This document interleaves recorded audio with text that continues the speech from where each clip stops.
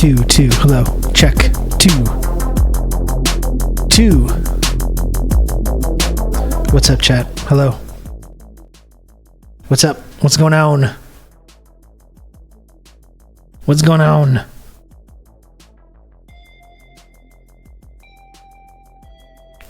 How was your weekend? Look at this. What has happened to my beloved Rain Total Body Fuel? I don't know if this is like a new product or if it's like, it seems like it's rebranded as like a health thing. I don't know if like the whole Rain experiment has ended and if they're trying to rebrand now. Yeah, as you can see, it says plant-based energy. So that's how you know that it's good for you. It's plant-based. It's plant-based. It's basically a salad. It's basically vegetables. It does seem like a reference to QAnon. I would just drop all this branding.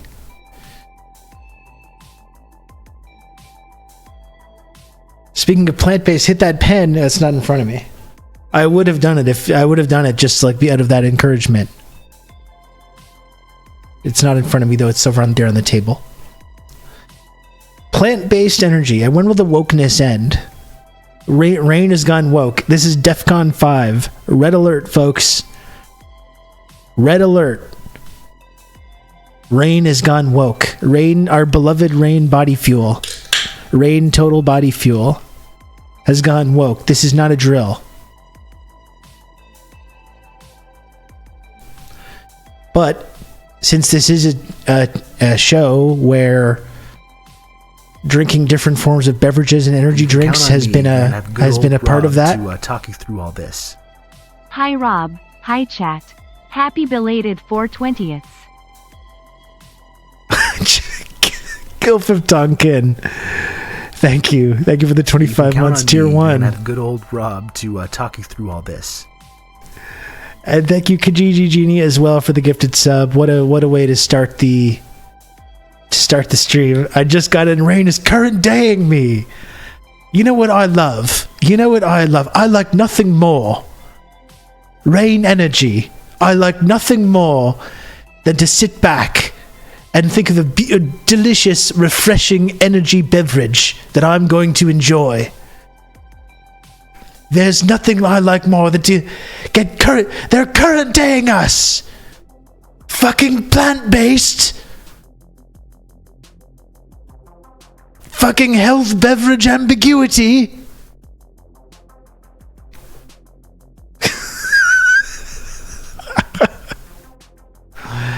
Joe, thank you for the 69 bits. Woke Rain, woke Fallout, current day. It's so Jover. It's never been more Jover. Anyway, as I was saying, this is a show where drinking different beverages and sampling them, describing them, rating them has been a part of the program from day one, going on 4 years now. Day one. So we all know my history with Rain Energy Total Body Fuel. This is the new product, plant-based Rain Storm clean energy. It's so cynical. Valencia Orange. They're really trying to. It's like the health version. Like, what is different about this? Like, in terms of what's actually in the fucking drink, what is different? What is different from the other products? Plant-based, clean energy. Valencia Orange. How could this be like poison chemicals? It's artisanal. It's organic. It's organic, plant-based, clean energy. Anyway, it's Rain. It's bespoke. Yeah, exactly. It's the brand new Rain Storm Clean Energy Valencia Orange. I'm going to give it a try right now. I'll let you know what I think. Just like the clean natural gas they use, or the clean coal. Exactly. Bottoms up. Chin chin.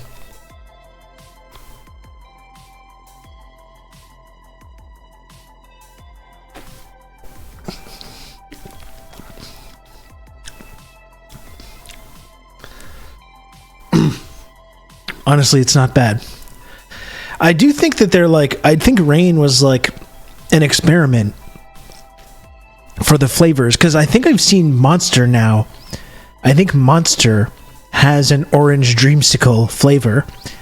So that started as a Rain Energy thing, and now I think it's moved up. It moved up into the big leagues. And now they're doing this shit with the Rain Energy. I don't know. This rainstorm thing. It's actually pretty good.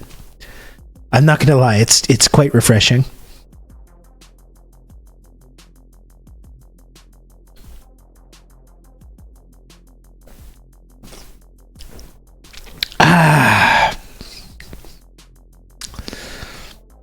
I am used to the bigger cans.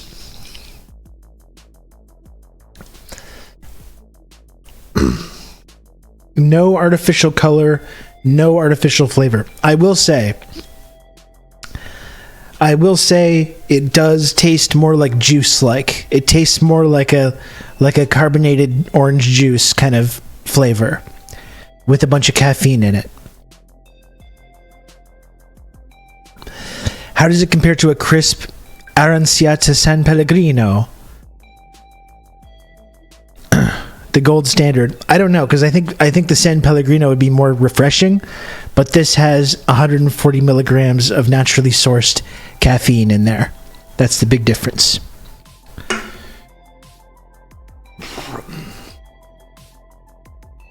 I'm being falsely maligned. Lucid accused me of hiding his key. Apparently I hid them in his pockets. Well, I mean, that's a really devious way to gaslight someone, actually. So you should apologize. You take someone's keys and you put it in a different pocket. And then when they get all flustered, you go, oh, why don't you check that pocket? And then they're the hero. Then you come in, you're the hero. Did you check your pockets? Oh, silly you. And really it's like, you moved them out of the normal spot and put them in a different pocket, didn't you? Didn't you?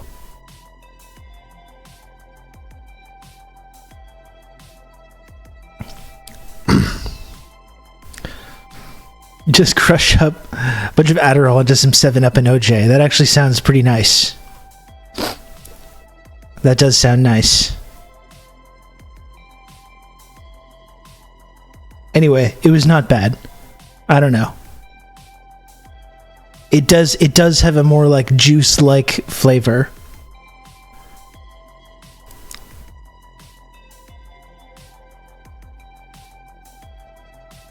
Is the caffeine fair trade caffeine? I highly doubt that.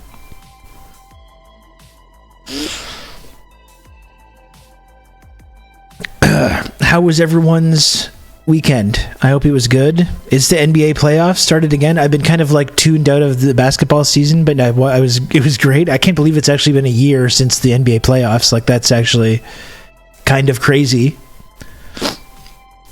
So I loved that first round of the playoffs is great because it's just basketball just all day, every day. It's so cool.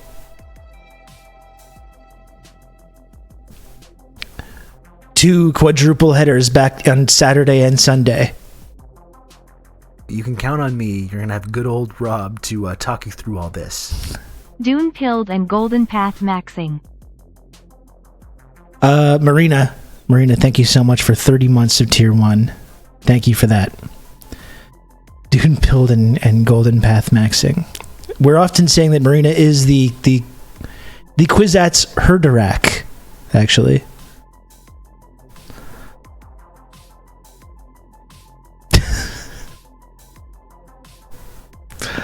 Bucks got a win on my B-Day. There's a solid win for them. Solid win for them. Big Dame time moment in that first half. I liked seeing it. You know what's cool though is like, so the Raptors were awful this year. The Raptors are not in the playoffs, but honestly, as like a Raptors fan, especially have been following like the team pretty closely, especially just over the last like decade or so. And it's just really cool to see like the Raptors tree now go out into the league. Like every one of these playoff games, you're seeing you see Kyle Lowry and OG Anunoby like trading clutch threes in a playoff game. Valanciunas played fantastic last night for the Pelicans in a losing effort. You see Pascal Siakam dominating in Indiana. You see Norm Powell hitting shots in for the Clippers. You see DeLon Wright was making shots for the Heat. All these Raptors guys. And yeah, the team sucks this year and these guys are no longer on the team, but it honestly is like gratifying to see all these guys. You see Nick Nurse, you know, coaching the Sixers. Like, genuinely, it's really satisfying to look around and see all these guys playing big minutes for all these different teams. Well, DeRozan, I mean, they didn't make it through the play-in, unfortunately, but he's been playing well for the Bulls. Just the Bulls are just not very good. Not an ounce of bitterness in your voice. I'm a little bitter, Marty. I think one thing that, like, I've definitely seen from watching the Raptors for a long time and then seeing them consistently be good for like a decade, which was kind of unheard of. They were always just middling. They had a couple years where they were all right, but just like they were usually like mid to bad for the most of their existence. And then this 10-year run of them being consistently good every year. And sometimes they got bounced in the first round. Sometimes they had disappointing performances, whatever. But consistently like high 40s to low 50s wins, making the playoffs every year. I think besides the Warriors, for that 10-year run, it was the Raptors were like the second best team in terms of like win totals and won a chip in that time. And I think I really saw like how hard it is to keep that going like indefinitely, you know? And it's easy to convince yourself when your team is on a run like that oh, this is just going to be like this forever. You know, it's easy to talk yourself into that.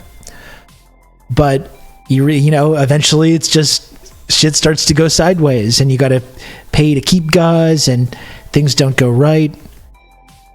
And eventually the dream ends. And I'm just trying to like any relationship, you just try to remember the good times. So I'm a little bitter, Marty. Like, obviously, this season was disappointing. I had higher expectations for the Raptors this year. I thought they would make the playoffs, and they did not. And it was, you know, that's upsetting. Did the Raptors ever get close with Carter? I don't remember if they were any good. The one year they got close, they were one shot away from making it to the conference finals, and they lost to the Sixers. And oddly enough, I was actually cheering for the Sixers in that series. I was anti-Raptors at that time. I loved Allen Iverson, and I wanted Allen Iverson to play the Lakers in the finals. And I thought Vince Carter was soft.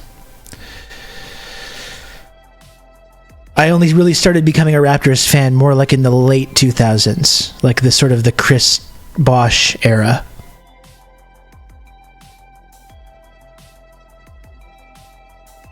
That was 2001. I don't think the Bucks got robbed of a finals appearance. I know they played really well. They had Ray Allen and Glenn Robinson.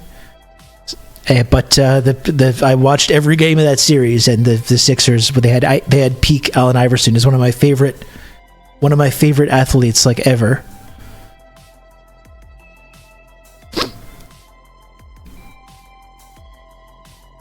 Vince was soft, Kijiji. That's the thing. I was never sold on even though he did amazing things, I was never sold on the Vince hype. And I was an anti-Raptors guy at that time. AI was incredible. Honestly, Marty, like I saw, because like on TikTok, there's a lot of cool edits of like sports stuff and wrestling stuff. And I saw like this Allen Iverson video that had like quotes from one of his iconic press conferences, like playing over Iverson highlights with this like emotional music, and I got genuinely emotional watching it. Love Iverson so much, you know? He's just like, he's small, like you see someone like LeBron James, and he's just like this physical specimen. He's like Superman. He's like this like huge guy. He's so like agile. He's so athletic and talented, physically gifted. And Iverson, like, he has these physical gifts, but he's just he's like a normal guy, you know? Just 6 foot nothing. And he played with so much heart. He played like he was fucking 10 feet tall, you know? and he was not afraid of anybody. I loved Iverson so much. That's right, Marcus. That's right. I'm talking about our friend Marcus. That's correct.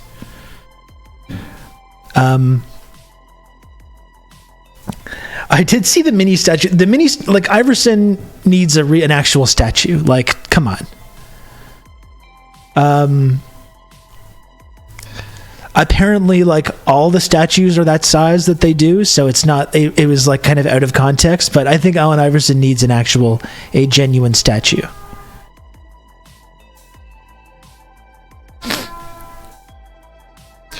But yes, he really did deserve a ring. And I remember that 2001 finals against the Lakers when the Sixers won the first game.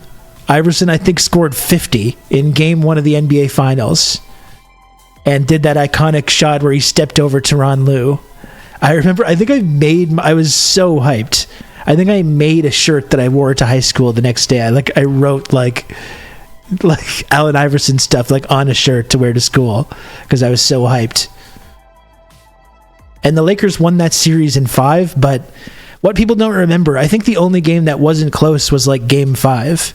Game 2, 3, 4 could have really came right down to the stretch. Could have gone either way. And the Lakers had Shaq, Kobe Bryant, like all these role players. The Sixers had nobody. They had AI. They had over the hill Dikembe Mutombo.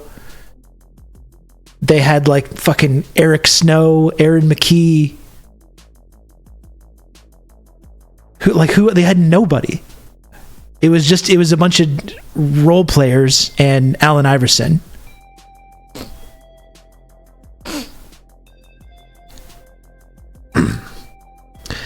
Anyway, no, that was before Iguodala. That was before he was drafted.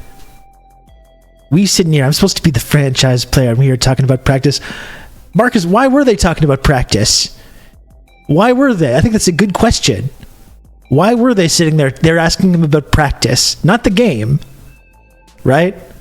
Not the game. Not the game. Not the game that he played every game like it was his last. Not the game that he lived for, that he would die for. They were sitting in there asking him about practice.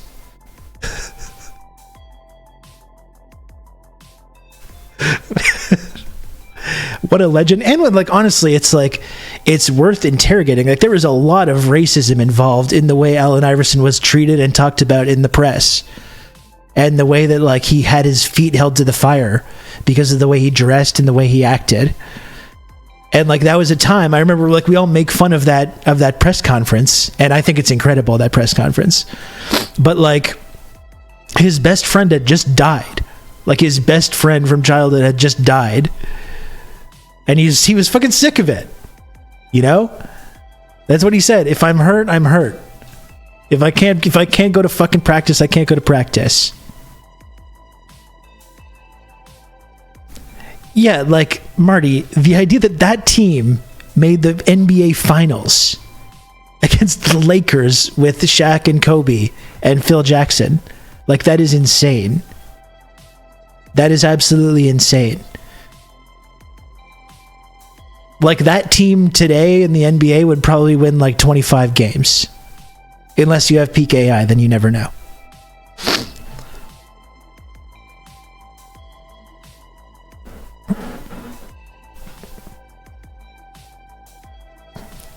Even late into his career, thank you, really chill guy. People were calling him a thug because he got into a fight at a bowling alley as a kid. Yeah, he got arrested after a brawl at a bowling alley when he was younger. He was also a highly touted quarterback as well in high school. He played quarterback. And sorry, I love Allen Iverson. I really do.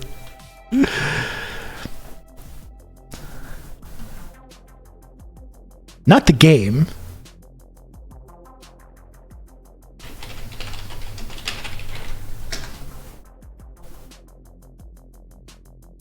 Not the game. I tell you that I missed practice. If a coach say I missed practice and y'all hear it, then that's that. I mean, I might have missed one practice this year, but if somebody say he doesn't come to practice, it can be one practice. Out of all the practices this year, that's enough. If I can't practice, I can't practice, man. I'm hurt, I'm hurt. I mean, Teron Lou, Max. simple as that. It ain't about that. I mean, it's not about that at all. You know what I'm saying? I mean, but it's easy to talk about. It's easy to sum it up when you just talk about practice. We sitting here, I'm supposed to be the franchise player, and we're in here talking about practice. I mean, listen, we talking about practice. Not a game. We talking about practice. Not a game. Not the game that I go out there and die for and play every game like it's my last. Not the game. We talking about practice, man. I mean, how silly is that, man? It's silly. About practice. I know I'm supposed to be there. I know I'm supposed to lead by example. I know that. And I'm not shoving it aside, you know, like it don't mean anything. I know it's important. I do. I honestly do. But we talking about practice, man. What are we talking about? Practice? We talking about practice, man. We talking about practice. We talking about practice. We ain't talking about the game. We talking about practice, man. When you come in the arena and you see me play, don't you? You see me give everything I got, right? But we talking about practice right now. We talking about practice. Man, look, I hear you. It's funny to me too. I mean, it's strange to me too. But we talking about practice, man. We're not even talking about the game, the actual game, when it matters. We talking about practice. It's true. He's the franchise. If he's hurt, he's hurt. If you can't come to practice, you can't come. I'm so glad Facebook wasn't around when I was in middle school, because there were some truly embarrassing disposable camera pics of my friends and me decked out in Iverson gear. See, this is why we're friends, really chill guy. Even though we come from different backgrounds, you got the similarity as well, because I come from the Midwest version of Canada, so I didn't have the Iverson gear. Although, funnily enough, I did have a Sixers basketball jersey, but it was Jerry Stackhouse. I had a Jerry Stackhouse Sixers jersey. I wish I had had an AI jersey, though. Isn't Canada basically Midwest, North? It depends where in Canada, but Eastern Ontario, where I grew up, it's the Midwest. It is. It's just like, that's what it is. With maybe like a few less guns. Like a few small little differences.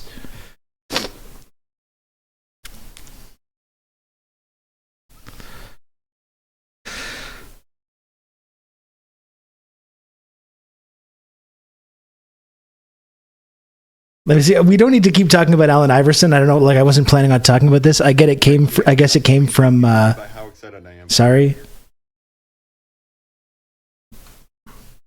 I guess it came from the fact that I was watching like the NBA playoffs. Oh, I did. I liked it. I liked it on TikTok. I think it's from the same. I think it's from the same press conference. But honestly, I saw this. I just like scrolling on TikTok. I saw this and I got genuinely emotional. Dead. And my best friend, dead. Oh shit. Hold on. Sorry. One more time. This is so great. My best friend, dead. And we lost. And this is what I gotta go through for the rest of the summer. I don't care what you say. You can try to put your feet in my shoes. They won't never fit. Cause you can't go through what I go through in my life. I'm the MVP and I gotta worry about trade talk. I'm the MVP. I'm the MVP of this league. The best basketball players in the world. I was honored with the MVP. And when I lose, this is what I gotta go through. When I lose, I can't win them all. I'm human. I'm just like y'all, man. I'm just like you. You might be a little better than me in your eyes, or the people that love you in their eyes. You might be a little better than me, but you human. You just like me, right? You just like me. You ain't no different. You just like me. You bleed just like I bleed. You cry just like I cry. You hurt just like I hurt. I ain't no different than you. I ain't no different, but I'm Allen Iverson. I'm a basketball player. You know, I get some money to play basketball. Man. And they were talking about practice. That's right, Doc. Unbelievable. Okay, no problem.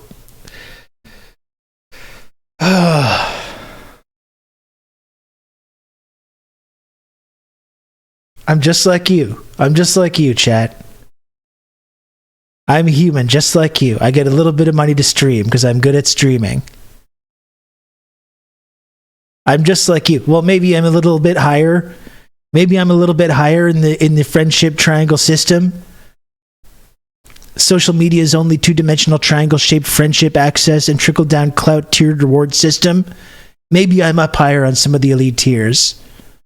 Maybe I'm occupying an elite level of that triangle system that other people can't access. But we're all still part of the same triangle.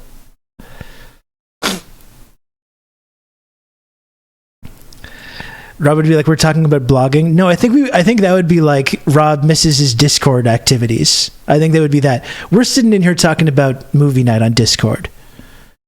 We're talking about Discord. We're talking to me about Discord. Not the stream. Not the stream. Not the stream that I do every single day, that I 3-4 hours a day, every day of my life. Not the stream. Not the stream. You see me every day going out there. I give it my all every single day. Every single day on this stream, I put everything into this stream. I put hours in my life, and we're sitting here talking about Discord.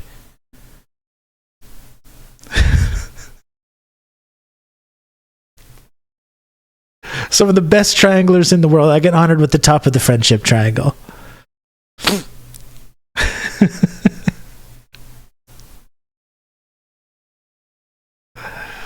Not the stream. Not the stream that I go out and die for. Where I do every stream like it's my last.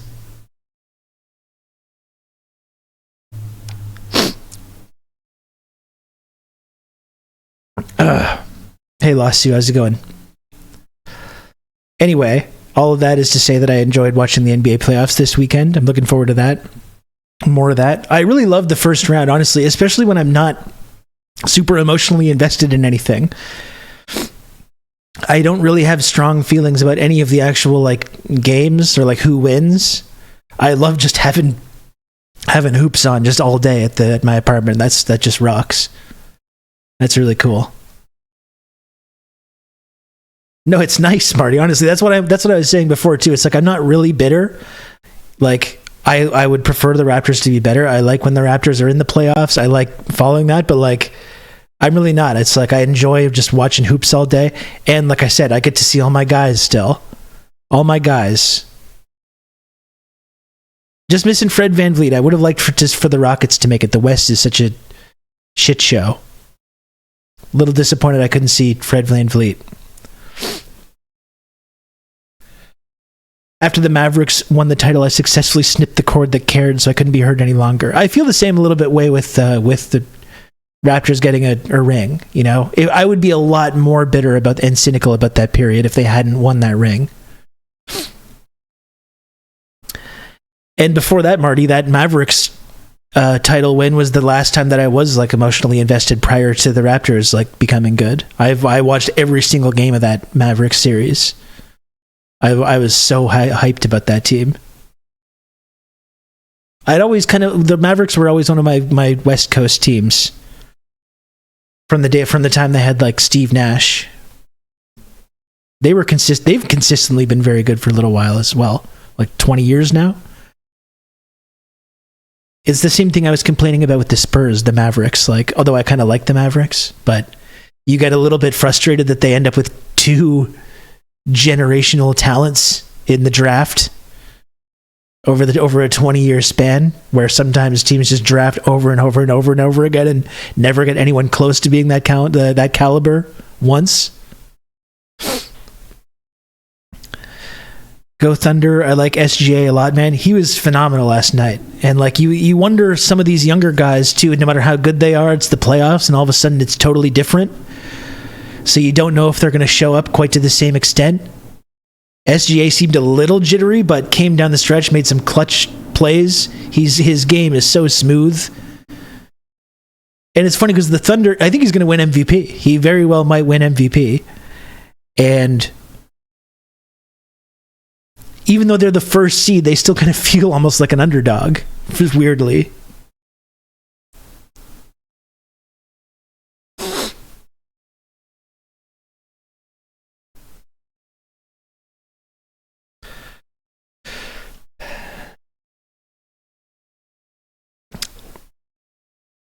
So that was my weekend. That was nice. It was nice.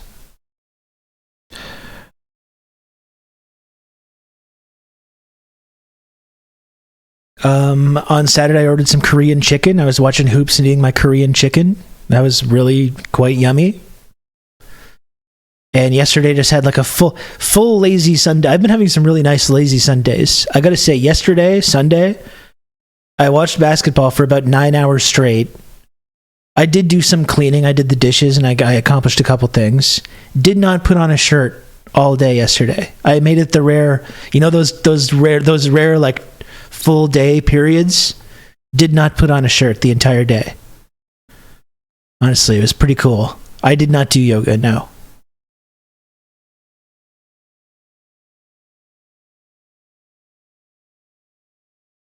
Weren't you cold? No, it was quite nice in here. It was quite nice. Bathrobe mode? I don't really have a good bathrobe. I would like to become more of a robe guy, though. I could absolutely see myself becoming more of a robe guy.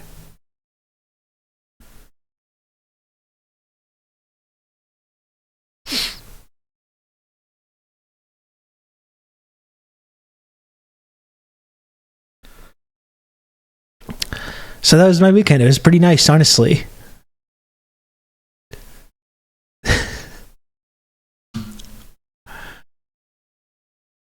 Robe Rousseau, they call me.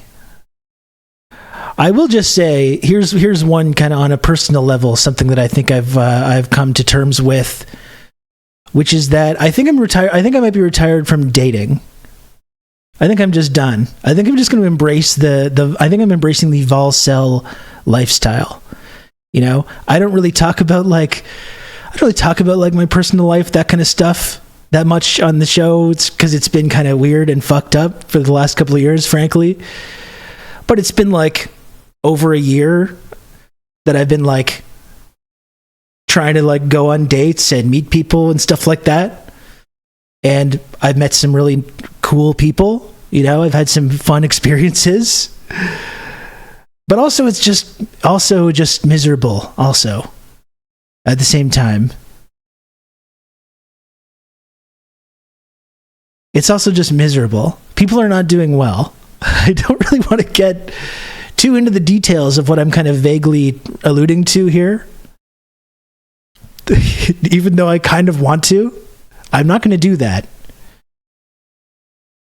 The point is, though, I think I'm done. I think I'm retired. I think I had a good run. It was fun. It was fun while it lasted. It was fun while it lasted. I think I'm good. I think I'm good now, though.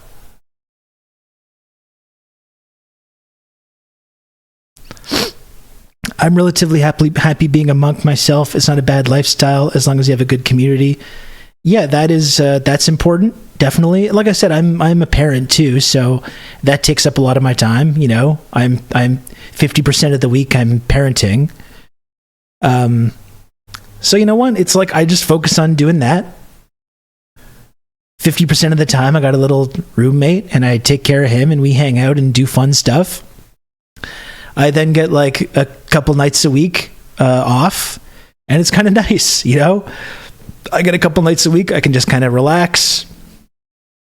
I can relax and chill out and just eat chicken with my shirt off and watch NBA all day some days, and I'm pretty good with that. What's wrong with that? Why is that wrong? Why I just take a couple days to myself, relax, chill out, then I'm back in the parenting grind? I'm fine with that.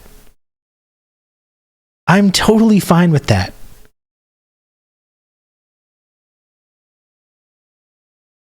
Yeah, Praxid, that's kind of where I'm at. This cave isn't going to goon itself. Praxid, that's kind of where I'm at, honestly. I was kind of like a serial relationship person for my entire adult life. This is like kind of the first period in my whole life that I've like not been in a relationship for like an extended period.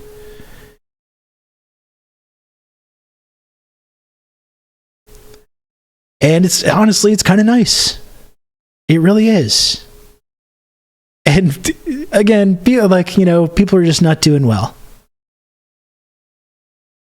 They really are not. I'll say that much.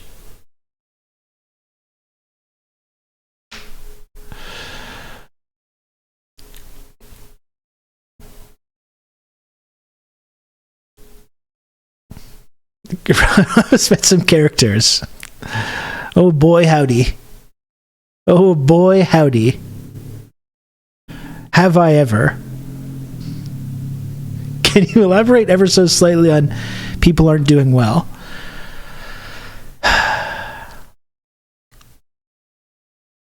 I guess if you like, if you're dating at any era, but especially right now with like apps and stuff like that, you get rejected, you get ghosted, and it's like it sucks, you know. There's been a couple times, like I said, I've met really cool people. There's been a couple times that I've like maybe been chatting with someone or talking to somebody, and it's like, oh, this like seems like there might be something there, and then it's like, you know, you just stop hearing from them, and it's like or they unmatch or whatever. That's happened to me a couple times, and it's depressing. It's like, what's wrong with me, you know? And you almost have this urge to like be like, hey, what was going on? You know, you almost have this urge inside you to be like, what was that? I thought we were, you know, why, what's, but it's like, why? You don't pursue that though. You know what I mean? You don't pursue that urge to like go to like talk to this person and be like, hey, well, what's going on? That leads nowhere good, you know? That's a path you just don't want to go down.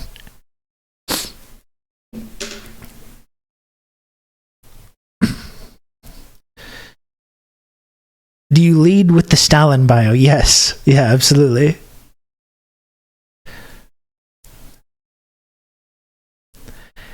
And I think that's why I was saying that, though, that people are not doing well, because I guess you have to handle that with that feeling of disappointment with a certain amount of maturity, you know?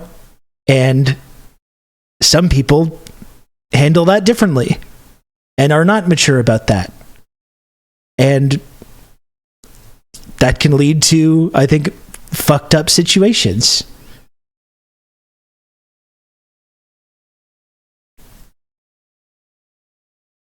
The mistake is asking, just always let it lay. It served me well. It's like, I understand the impulse, believe me. Like, I've had that impulse. But it's like, it's just, no, it's not a good idea. You just got to let it go. You just really have to. No matter how difficult it is. I'm 28 and I experience that dread whenever that happens. Not a great feeling. Yeah, and read plus you're like, I'm 40 and I have a kid. Like, I got a lot of baggage. I got a lot of red flags. So it's not really surprising to me that like some women or whoever are just like, nah, I don't think so. You know, like totally fair. Totally fair. Like, I get it. And I'm a fucking podcaster. Like, Jesus Christ. I got my own stuff, you know?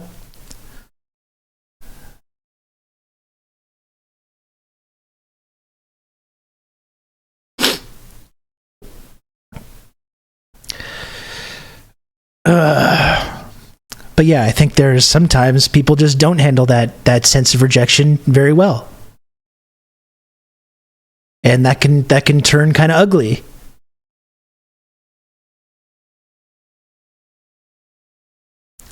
Anyway, my point of all that spiel is that I think I'm good now. I think I had my excitement. I had my excitement, and now I'm just fully embracing the Volcel lifestyle. I like having my own personal time. I like having my own personal space. It's not something that I had a lot of for a long time. So you know what? I'm just going to enjoy that. I like it. I think I'm good now.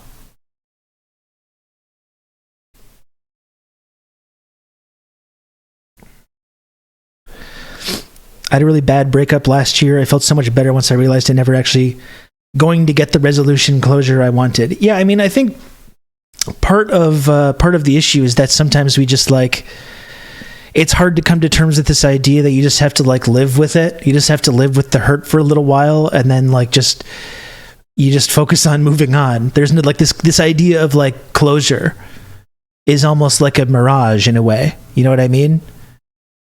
This idea of getting closure. It's like, what closure? Like, you just have to move on with your life. And even if it hurts, you know, and believe me, I know that feeling. I know the feeling.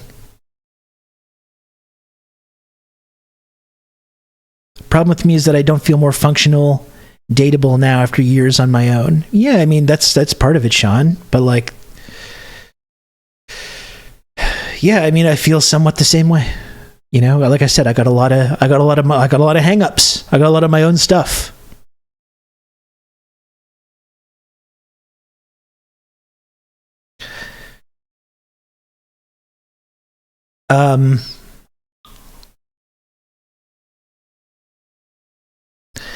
You know, and like I said, I'm older, so a lot of the people that I meet are looking for like something serious. You know, looking for like a family or like some like a really serious thing. And it's like that's really not at all what I'm looking for. So there's a lot of kind of like conflict there, you know, with possible people that I might meet. Rob's kind of in a long distance relationship with all of us. That's right. I'm going to just focus on that relationship.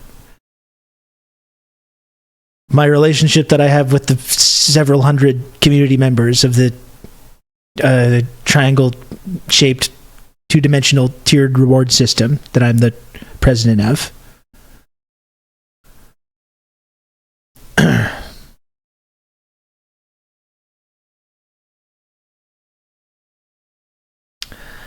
Like any good leader, that's right.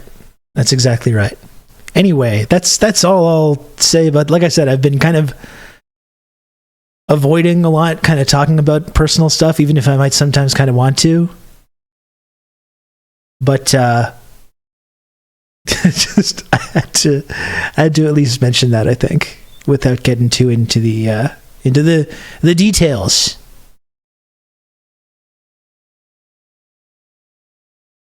Parasocial polyamory. It's not a pyramid scheme. Thank you. You might have family members and friends who don't agree with your new lifestyle. That's okay. You can leave them behind. That's right. Those are toxic people. Have you tried an AI girlfriend? By AI, I mean Allen Iverson. If I could find someone that was just interested in like coming to spend time with me and watching Allen Iverson highlights, maybe then we would have something, you know?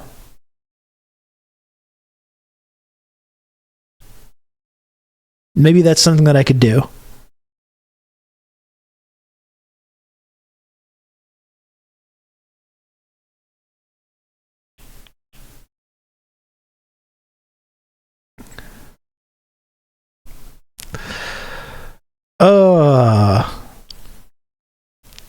Anyway.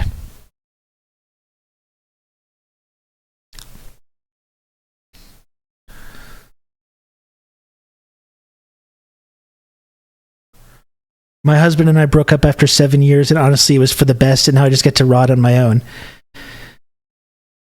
Yeah, Marina, like, you know, it's nice sometimes. You know? It's nice. I really, you know, I look around my place. I'm living in this apartment. I really like my apartment. I look around my neighborhood. I think it's fucking cool. There's all kinds of cool stuff going on, and restaurants, and I have a couple nights a week that I can just fucking just relax, you know?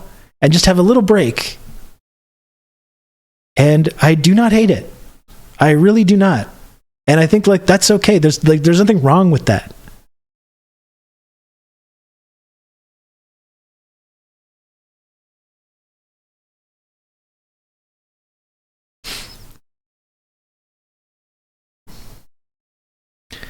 People keep trying to be extra gentle with me, and it's like sometimes you just need to recalibrate. Yeah, like part of it sometimes is like you feel like compelled to live a certain lifestyle because you think that's just what you're supposed to do. That's just what people do, you know? But like, it's hard. It's really hard.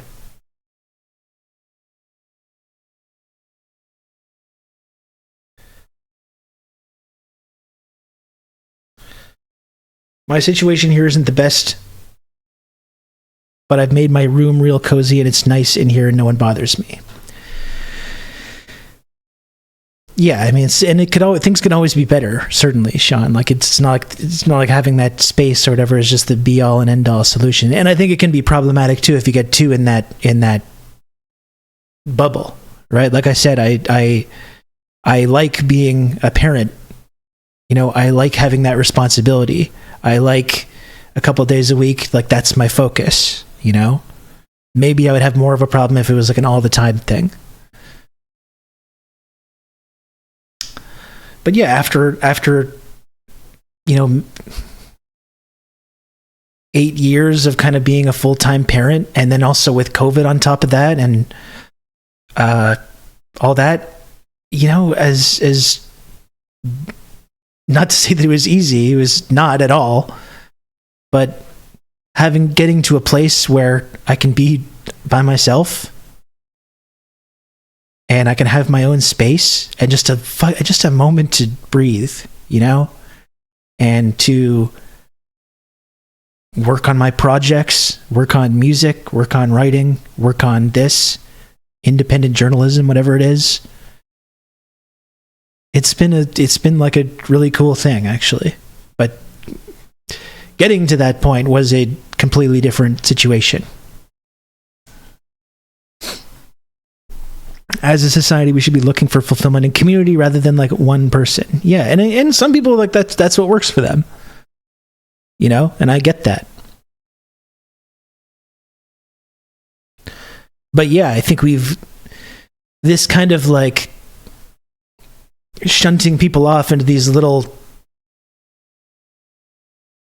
you know, individualized boxes where they're not really part of any kind of community has had a lot of negative consequences, you know? And then I'm not a religious person as well, but I think you talk about like third spaces and the idea that like religion has like a declined as an influence in people's lives. So people don't have that like that element of community anymore. It's their communities or their religion has been replaced by like Home Depot and like Hobby Lobby and chain restaurants and that kind of stuff. Like that's not good. That's not good.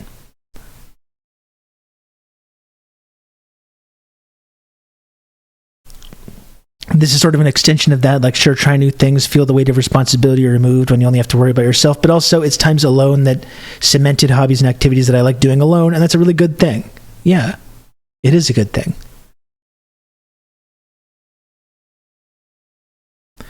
It is a good thing. And I guess it's not impossible, the idea of maybe one day meeting someone that like you really do get what you both want. I'm not like cutting myself off from that, but you know, I think right now I'm pretty good. I think right now I'm pretty good where I am. And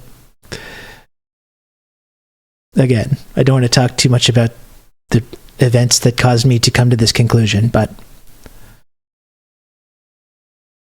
I feel weird in general. Just I haven't talked about like my personal life for like relationship stuff for quite a while on this show for that exact reason, because it makes me feel weird and uncomfortable.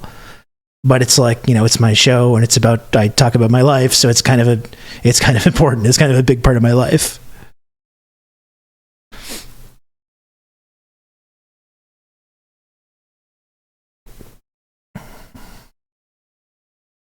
As people often point out, McDonald's is the closest thing in many North American communities to a community center. For sure. Like, you go to, like, Playland, and it's just like you realize that's a place where, like, parents can chill and sit down and have a relatively cheap meal and have a place where their kids can go play with other kids.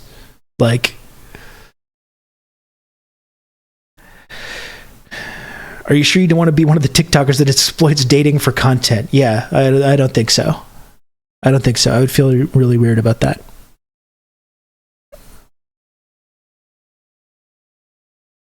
I'll just say don't get a dog, because then you have to walk them twice a day and you'll never have another day in your life where you can not put a shirt on all day. Yeah, Ondo, honestly, I said Ondo because your name is Mondo. I was about to say honestly, and I read Mondo, and I said Ondo. But honestly, that's I'm not anti-dog. I love meeting dogs. I love dogs as creatures. I spent time with Orb Lady and Lucid Fox a month or whatever ago. I hung out with Carl the dog. Love Carl. I love Carl. I miss Carl. You know, I love dogs in general. I would not want to own a dog, though. I really would not. It just seems like way too much.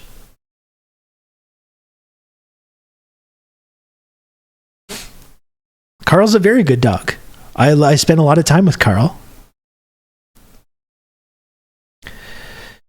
Very much the same. Cats, though, get a cat. Yeah, I mean, I love cats. And I think sometimes I really should have a cat. It would be kind of nice to have a cat in this apartment. At the same time, even, like, listen, I fucking love cats. And in fact, Momo's going to be coming to stay here for a little bit in a couple of weeks. You know, at the same time, I don't have like a cat litter. I don't have to clean the cat litter. I don't have a cat scratching my furniture. You know, it's kind of nice. I've had a cat for like my whole adult life. And again, I don't have to, it's kind of nice to just not have a pet right now. You know, for some of the same reasons.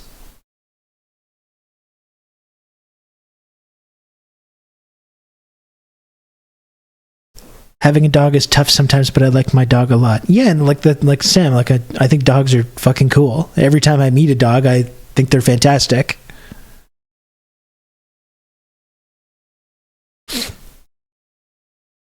One will find you when it's time. That's true. That's true.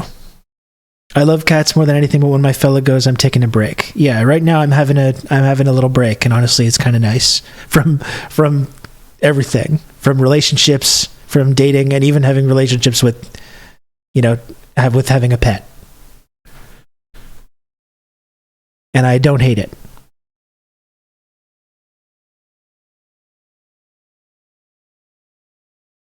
I've always liked rats. I think rats are cool. Those pet rats.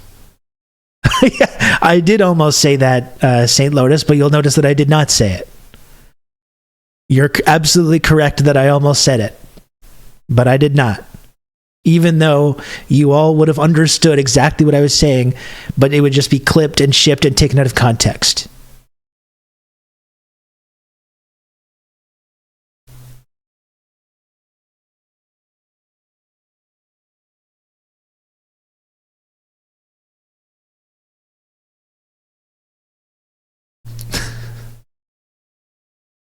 Become a snake or lizard guy. I mean, those, like having like a little bearded dragon or something would be cool. Those things are really neat. You know, they're really cool little guys.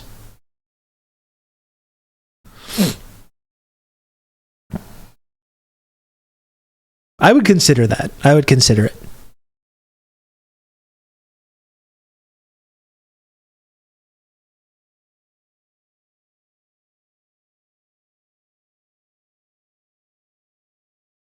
Gotta buy a bunch of bugs to feed it, though. I could figure that out.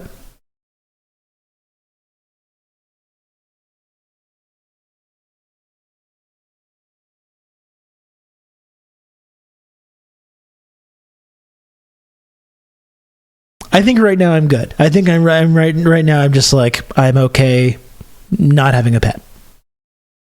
Birds are not, I don't think, I'm not a bird pet person. A lot of the time they're really noisy, and I think having a bird as a pet is kind of messed up. Not to judge anyone that might be a bird person.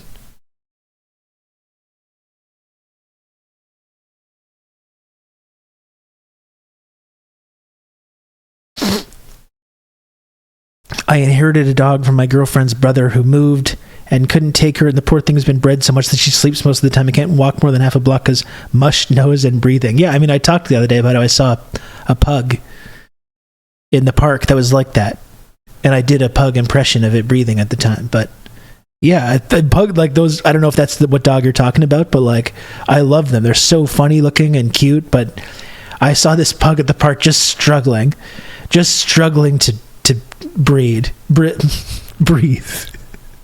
Just struggling to breathe. And I was like, this is not right. This is not good. Genetically, this should not be happening.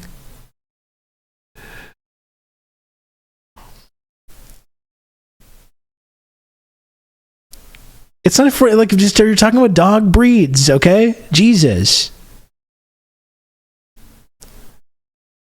Get your fucking minds out of the gutter, chat. My lord.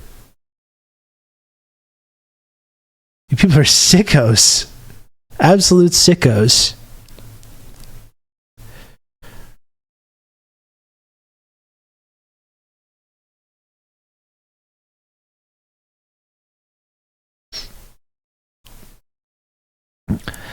Anyway, lots of stuff in the news that I would like to get to. I would like to talk about all this Colombia stuff. You know, plenty of shit to get into. This has been a solid first hour of chit chat, though. I've talked more about my personal life than I did in the last probably 18 months. I hope you don't mind. I hope you indulge me, chat. I'm talking a little bit about this.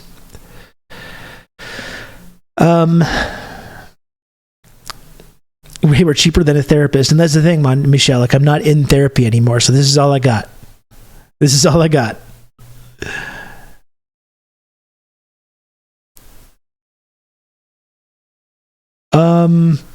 If people do want to subscribe to this program, though, you know, I'm at 3 out of 35 subs for the day. As you can see, we will get to talking to more about you know, the news and these important subjects in just a moment. But if you enjoy this program, and if you enjoy tuning in to the discussions of personal matters and my love of former Philadelphia 76ers Hall of Fame guard Allen Iverson in the NBA playoffs or what have you, if you enjoy that, please subscribe if you can. It is $5 a month to subscribe. It is free if you have Amazon Prime. You can very easily upscale that. You're going to have good old Rob to talk you through all this. To a Twitch Prime sub. Kijiji, thank you for gifting us up to Volcel for life. That's actually my alt. You can count on me. You're going to have good old Rob to talk you through all this. Doc Not So Strange, thanks for gifting us up to Allen Iverson. Wow, AI himself. Thank you so much, Doc Not So Strange. Get in here, AI.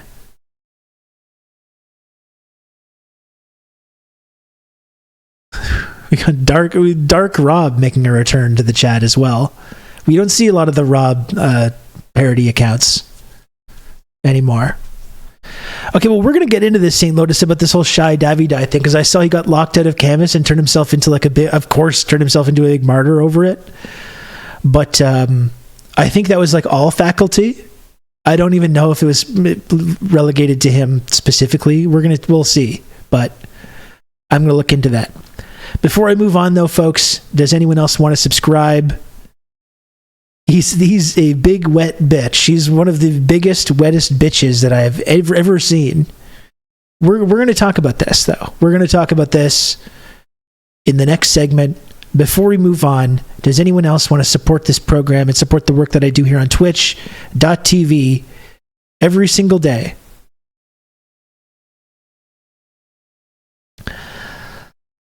I'm going to try and hit that goal each day this week, if possible. Good old Rob to as you know, folks, the only way that I'm able to keep doing this show each and every day is through the extremely generous support of the TRRS community. Zionist, more like Cryonist. Oh, fuck. Oh, my. That's almost too far. Sam, thank you so much for the gifted sub. I appreciate that. And thank you, Anon, as well, for a gifted sub.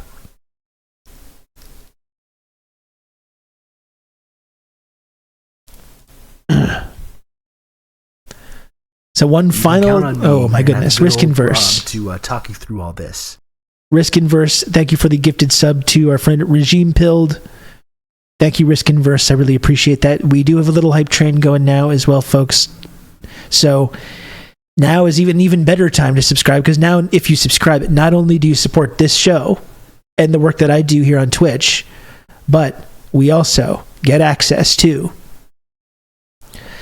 special Twitch hype train emotes as well. So if you've ever considered subscribing or gifting subs, whether you're a long-time community member or you're a lurker, if you came here somehow, if somehow the Twitch algorithm brought you here, whoever you are, now is the time to subscribe to this program. Joe, thank you for the gifted sub to Dark Rob. Thank you, Joe. Very kind of you. We got a level 2 hype train situation going on. DEFCON 2.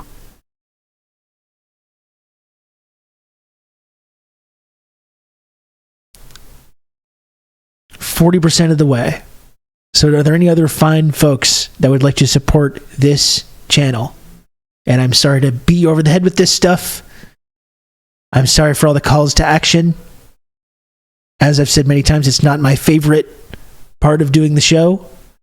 It's unfortunately necessary. It's unfortunately necessary for me to do these calls to action to try and make that little number must go up every single day.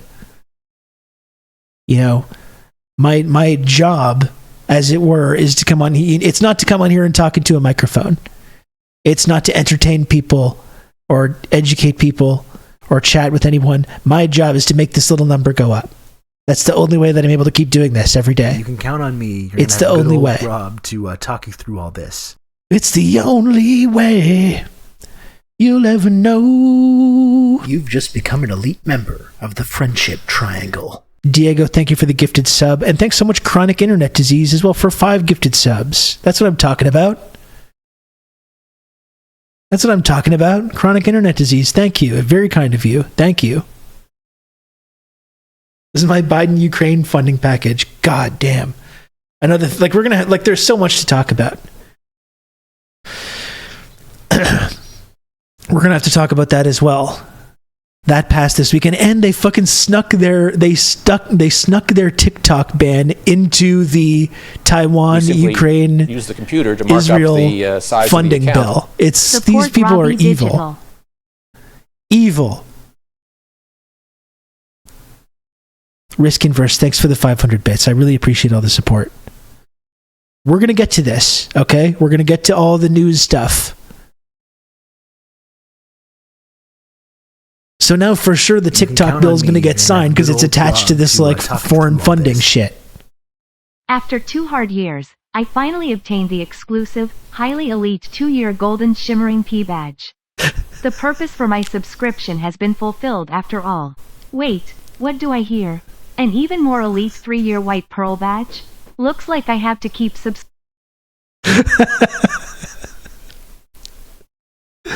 Looks like I have to keep subscribing.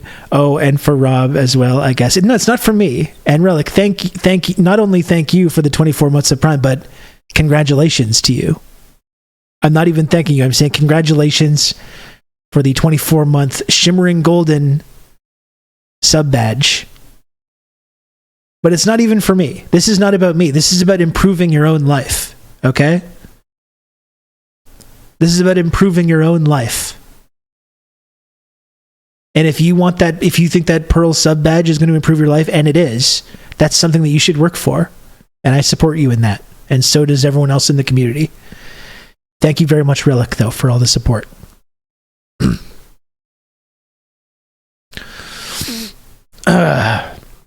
So we're 80% of the way through level 3, folks. I think another probably 2 gifted subs to get to level 4 of this hype trade.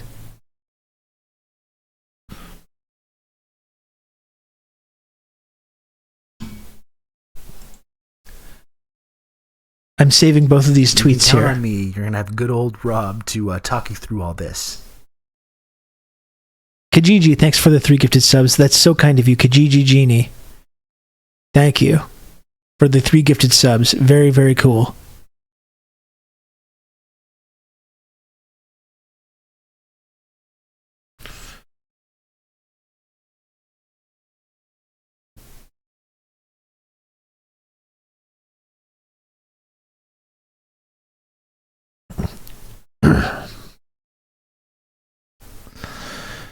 Does the badge color have much impact on how much clout trickles down my way? I would say the badge color does impact your positioning in the triangle system. And as we know, folks, everyone has access to the benefits when you're part of the triangle, i.e. the trickle-down clout system, the patented trickle-down clout system. But I will say, you benefit from that no matter where you are in the triangle. But when you're up higher in the triangle, that's where it's most concentrated. Okay? It doesn't mean that if you're on the base level, you don't get the access to the clout. You do. I'm simply saying, when you're in the elite tier, you see the clout coming down from the top of the structure here, just by the nature of physics. You know? It's just more concentrated on the top.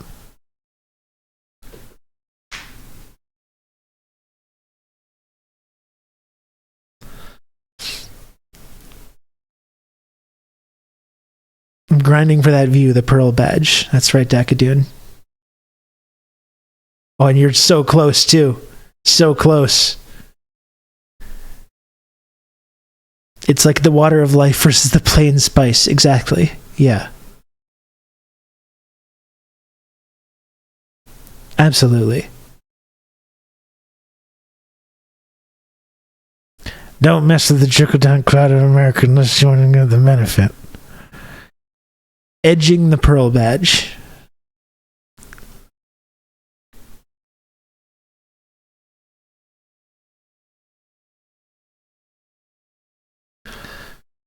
I think once you get the Pearl badge, you become an official TRRS Goon Squad.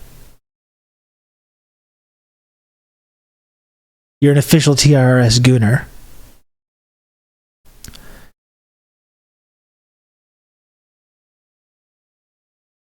Call the Goon Squad, then. I'm on the Goon Squad.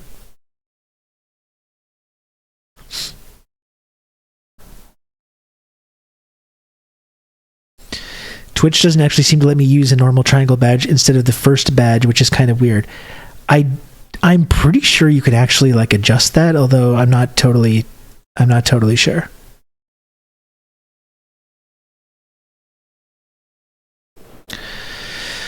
So folks, we're 23% of the way through level 4 of this hype train.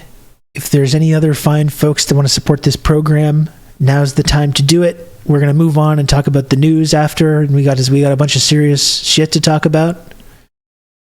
We are going to move on after. I'm going to take a little brief break to hydrate, and then we're going to talk about some serious business. But before then, if you can, please do subscribe. Maybe we can even get to level 5. Count on me. You're going to have good old Rob to talk you through all this. Anon, thank you so much for the gifted sub. The most Christ-like of all sub-gifters. They don't want the credit. They don't want the clout. They're just about sharing the wealth. And I love that.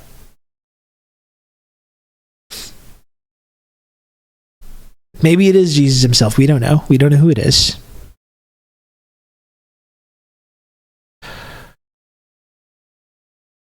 So we're 35% of the way through level 4. We could get to level 5. This could be a level 5 situation.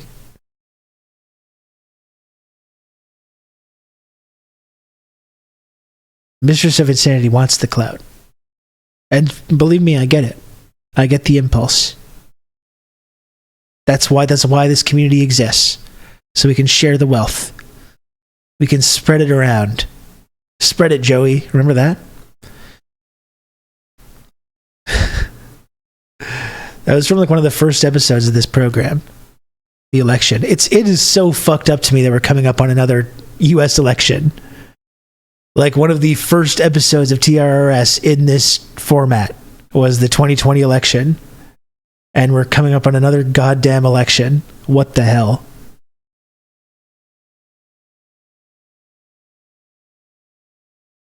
They said we'd never make it to level 5, not with the quality of these viewers. I think I was trying to neg people, Sean.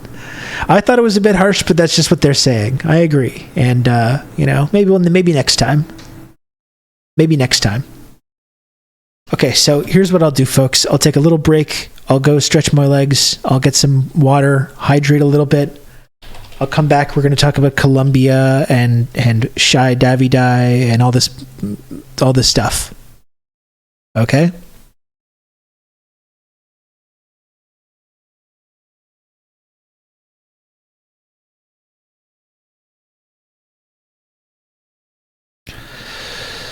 Hold on.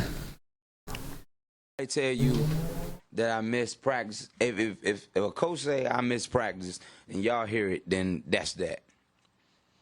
I mean, I might have missed one practice this year, but if somebody say he doesn't come to practice, it can be. Okay, I'll be right back. Out of all the practices this year, that's enough. If I can't practice, I can't practice, man. I'm hurt. I'm hurt. I mean, simple as that. It ain't about that. I mean, it's not about that at all. You know what I'm saying? I mean, but it's easy to talk about. It's easy to sum it up when you just talk about practice. We sitting here, I'm supposed to be the franchise player, and we're in here talking about practice. I mean, listen, we talking about practice, not a game, not a game, not a game. We talking about practice, not a game, not the game that I go out there and die for and play every game like it's my last. Not the game. We talking about practice, man. I mean, how silly is that? And we're talking about practice. I know I'm supposed to be there. I know I'm supposed to lead by example. I know that, and I'm not shoving it aside, like it don't mean anything.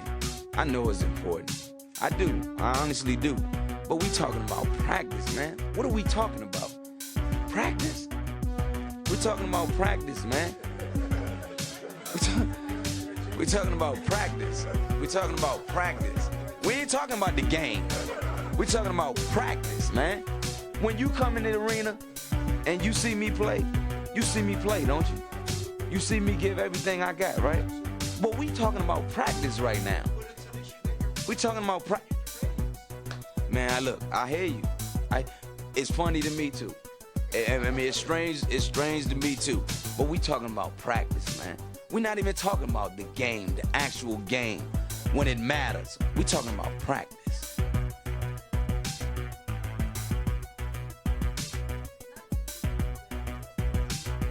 How the hell can I make my teammates better by practicing? Anybody tell you that I miss practice? If a coach say I miss practice and y'all hear it, then that's that. I mean, I might have missed one practice this year, but if somebody say he doesn't come to practice, it can be one practice. Out of all the practices this year, that's enough. If I can't practice, I can't practice, man. I'm hurt. I'm hurt. I mean, simple as that. It ain't about that. I mean, it's not about that at all. You know what I'm saying? I mean, but it's easy to talk about. It's easy to sum it up when you just talk about practice. We sitting here, I'm supposed to be the franchise player, and we're in here talking about practice. I mean, listen, we talking about practice, not a game, not a game, not a game. We talking about practice, not a game, not the game that I go out there and die for and play every game like it's my last. Not the game. We're talking about practice, man. I mean, how silly is that, man? We're talking about practice. I know I'm supposed to be there. I know I'm supposed to lead by example. I know that. And I'm not shoving it aside, you know, like it don't mean anything. I know it's important. I do. I honestly do. But we talking about practice, man. What are we talking about? Practice? We're talking about practice, man.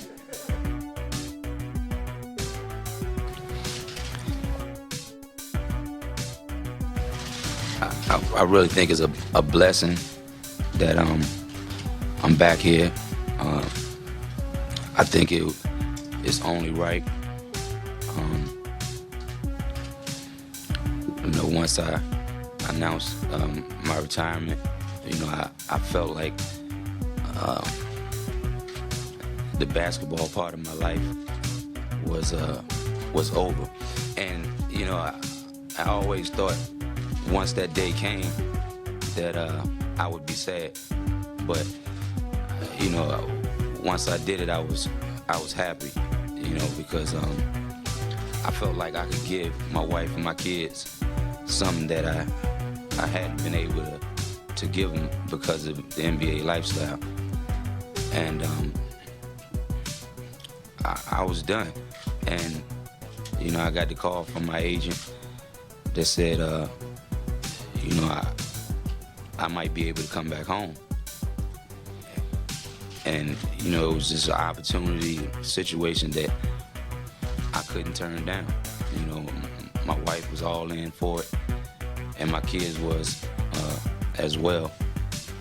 And, you know, like I said, this is a great day for me, you know, because, you know, I have fans all over the world, and I appreciate my fans in Denver and my fans in Memphis, my fans in Detroit. But the relationship that I have with these fans are like no other, I think, in sports. You know, I have a love for them, and they love me, and it's evident. And you know, when I had the opportunity to come back here, you know, it just something I couldn't turn down. And I'm just happy. We have questions. Now, where do you think the emotions come from in you? Has it been just a lot of what's going on the past year? I'll be lying if I said that it didn't bother me. You know, because I think I created like with the mistakes that I made in my life. You know, I created a picture of me is not me. You know, I did a lot of things when I was young that I'm not proud of, but I think, you know, those things helped me to be the man that I am now. And you know, the last couple of years has just been hell, because, you know, all I want to do is play basketball and, you know, help the guys that I play with. Next question. Still have skills, and you want to be a different player today, just given age and where your game is? You know, I was born to be a basketball player, and, you know, the only thing that I can do and that I'm better at than basketball is, you know, being a father and a husband. But other than that, you know, that's what I do. If I couldn't play basketball at the level that I'm accustomed to, then I wouldn't have made a decision. I didn't want to come back and embarrass myself. You know I can play. And I'm gonna prove that. Yeah.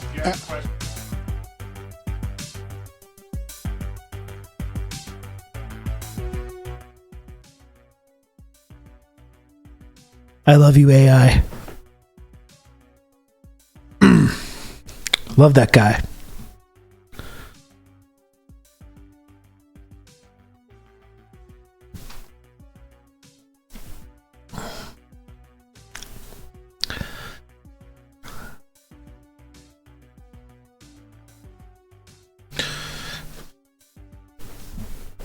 Okay.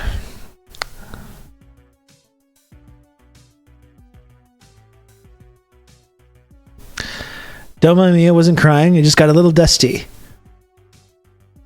Just got a little dusty in here, that's all. A little dusty in Casa del Russo. A little bit of dust in the eye there. Just had to go wash it out. Allergy season. Ugh.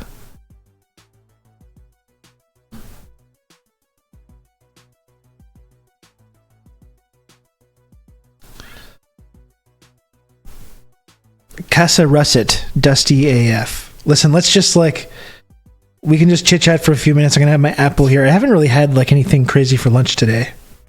Wasn't really feeling like a big kind of sandwich kind of thing. I'm just gonna have this apple and I'll make some kind of a dinner later.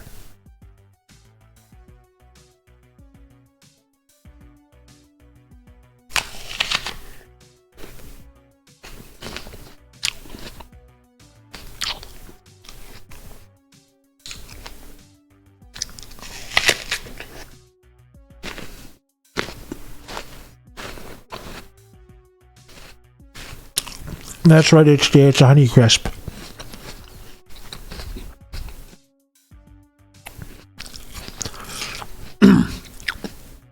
Like I said, I had gotten a bag of Pink Ladies, which I didn't hate, but I went back to the Honey Crisp. Really, night and day difference. Zero mealiness whatsoever. It's the same thing with grapes, too. God. When you get a bushy grape, I need a nice snap on my grape, or else I do not enjoy it. I need a nice snap, a nice crunch.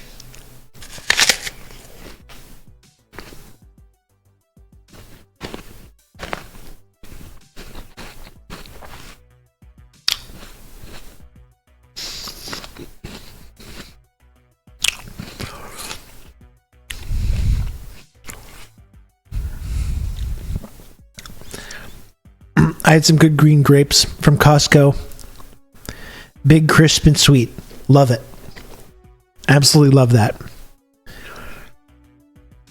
When we start reviewing MREs, I would love to do that, actually. I love that genre of TikTok.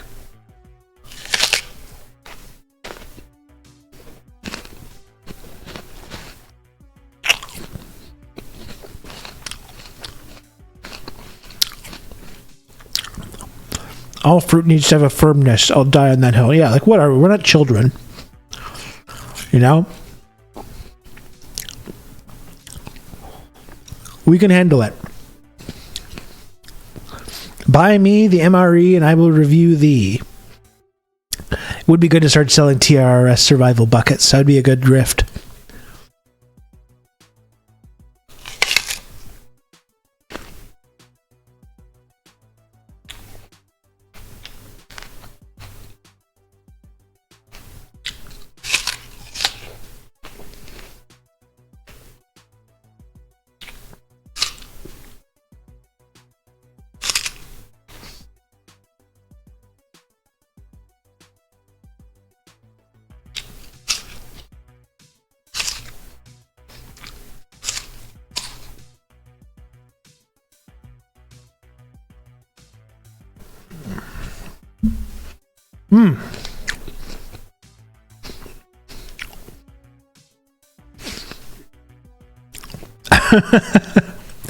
Critical mass. Oh no.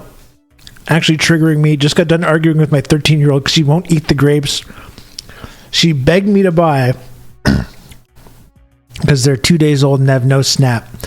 I think if she, like, I agree with that stance, honestly. I get it. I think if she begged you to buy the grapes, though, she's got to at least have some. You know?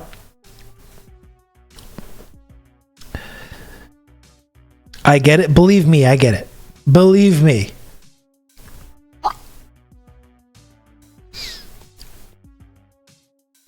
Freezer grapes? I've never really messed around with that. I've never really messed around with the frozen grape lifestyle.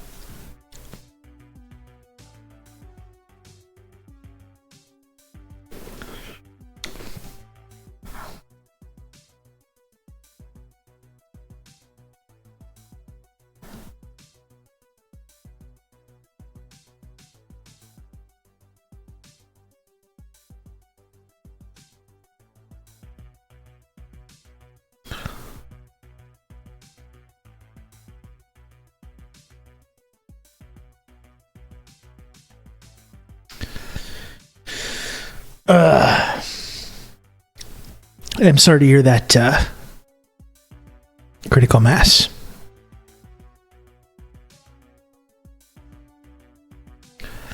Okay, now I'm just trying to think of a name for this segment.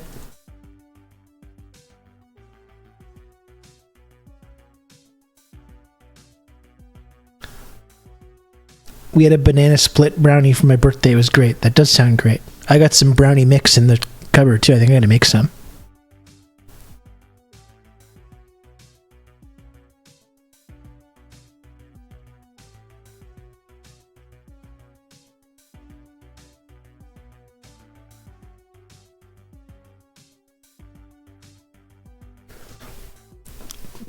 Shy head don't. I'm not gonna give this this fucking nerd loser the benefit of like being the title.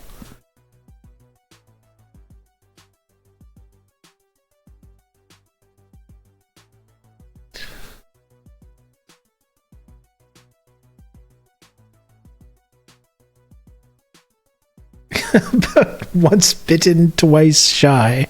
Oh my. Shy a loser. That's good. I like that. That's good.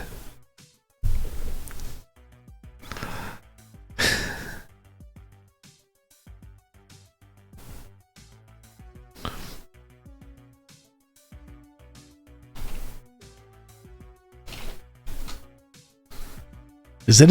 Is this it? Is this the title? I gotta think of this shit ahead of time.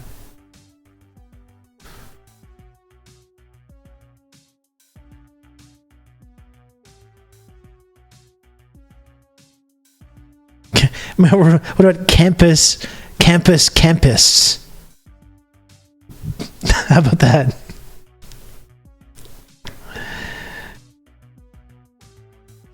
Campus.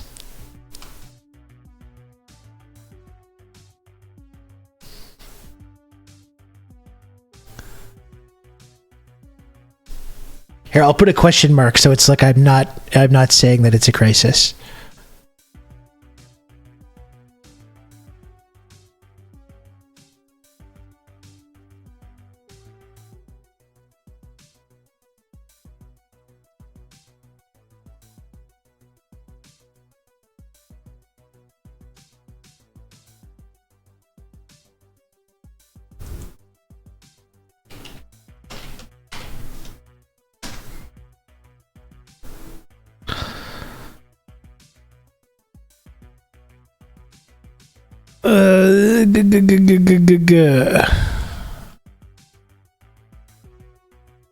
Where do we start?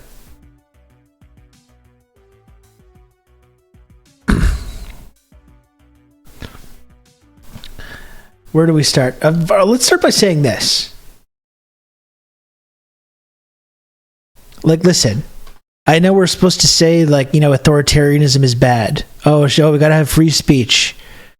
We gotta have our precious free speech. And I agree when it comes to, like, pro-Palestine activists, anti-empire activists, anti-racist activists, you know, progressive activism. I agree, we do need to have full free speech. But I don't believe in free speech for everybody. personally. I don't think this idea that like, well, you should just, in a society, what free speech is every single person is allowed to say whatever they want, and that's the only way you can have freedom. That's the only way you can have a democracy. I don't really agree with that. I'm sorry to say. And like, that's it. Like, we can say like, oh, authoritarianism is so bad. Really, like, if that's really what you think, really, I want someone to look at me and honestly tell me, hypothetically, not that I want this to happen, hypothetically, this is just a pure thought experiment, okay? This guy, Shai Davidi, let's say, hypothetically, you know, a van, unmarked van pulled up to his home in the night, and some men came over and put a bag on his head and put him in the van, and then the van disappeared, and he was just never seen or heard from again. Would that really be so bad? Would it really be so awful? Would it really be so terrible if that were to happen? Maybe he could go somewhere and learn how to be like a decent person. Maybe he could go somewhere to learn or be re-educated to be a decent person who contributes something positive to society. Maybe that. Like, what would that be so terrible? Would that be so terrible if this fucking whiny crybaby fucking loser was actually like put in a situation where he was educated and learned how to be like a better person and a constructive, productive member of society? Would that really be so terrible? Would it be so bad? I don't think so personally. I think we need to re-examine this idea of like, first of all, we live in an authoritarian society currently. The idea that we don't currently live in an authoritarian society, which is 100%, it's a dictatorship. It's an authoritarian dictatorship run by private interests, the capitalist class, the ownership class, where we have these like fake bullshit, you know, institutions that give us this fake idea, this false idea that there's some kind of democratic legitimacy, or that we have some kind of like input or ability to use these democratic levers to like change things. We don't. So we currently live in an authoritarian dictatorship right now. Yeah, it's managed democracy. That's right. You know, and you can vote for different factions of the ruling party. You can vote for different factions, and you can have certain impacts on like different social policies or whatever. But it's a one-party state. That's all the bullshit. When we talk about parties, we're sitting here talking about parties. We're talking about parties. People obsess over this idea of parties. Well, in Cuba, they don't have other parties. In China, they don't have other parties. In North Korea, they don't have other parties. Oh no! Whoa. When you have the more parties you have, the more democracy you have. That's how it works, right? That's how these people tell us. The more parties you have, the more democratic it is, and the less parties you have, the less democratic it is. Well, we don't have we have multiple factions of one party. Okay? In America, you have one faction or the other, and then you have different sub-factions within those.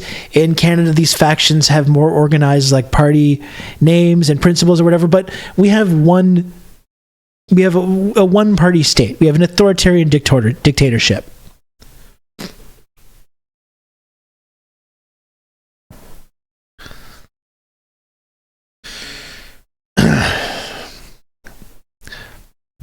So that's it. This whole idea of like democracy versus authoritarianism. We currently don't have democracy. But no, I don't think it would be that terrible. Hypothetically, in theory, I don't think it would be that terrible if certain people got black bagged in the middle of the night and got taken away and you just never heard from them again. And you know what? If we lived in that kind of a society, and first of all, that does happen to people now, and also to be clear, usually like left-wing activists are the people that it happens to. If you don't have armed agents of the state just executing people in the street, which happens every single day.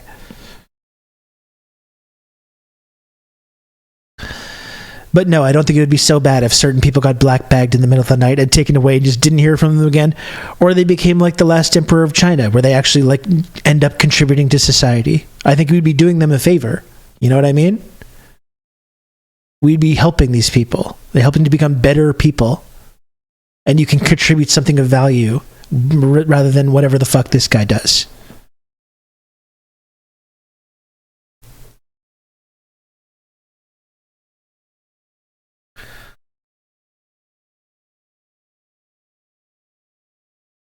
Anyway, here's this guy. And like, this is the other day. When was this? This was April 21st. What's today? So it's I don't know when this video was taken. Just look at this guy.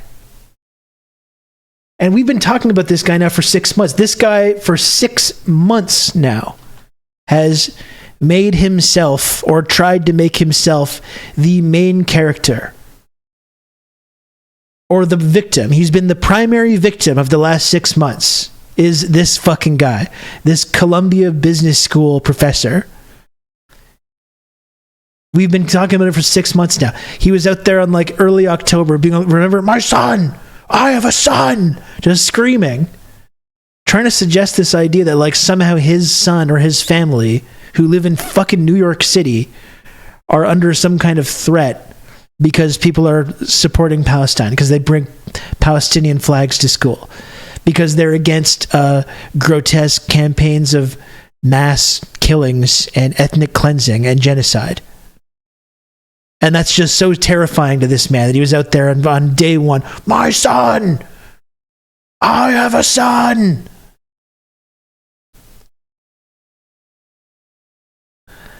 And it's 6 months later and he's still doing the exact same thing. Look at this fucking guy. Look at this. Right now, we are not okay. Right now, we are not. Like he looks like a toddler. Right now, we are not okay. We are not okay. Again, over like what's the number now? Like the number seems the number of dead in Gaza seems to have been stalled now for about 2 months. So who even knows? Let's call it 35,000 killed in Gaza over the last 6 months. Most likely significantly higher. Let's do a conservative estimate.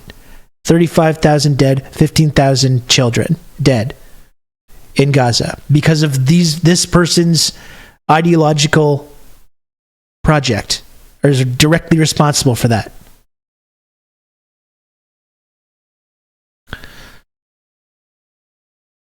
That's because they killed the people they were counting. Yeah, and the number's stalled because they're still discovering mass graves of hundreds of bodies.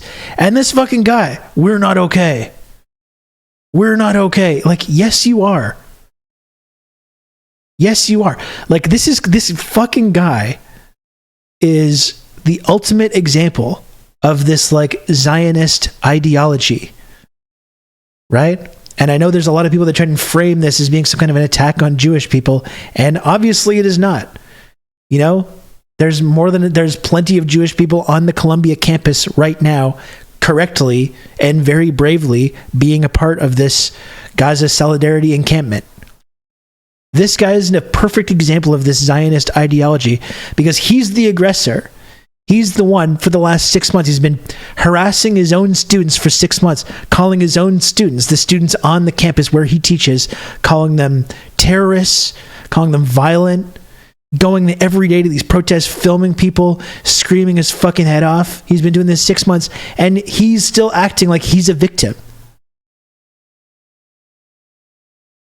You know what I mean? It's the exact same. This is the ideology. You know, you occupy in other people's land for 75 years. You do ethnic cleansing, massacres, building these illegal settlements, putting thousands of people in prison where they're tortured without a charge, dropping bombs on a caged population of 2 million people, killing thousands of children, and you still in the world act like you're victims. You still act like they're the victims of violence, they're the victims of oppression, and this is that in a single person form.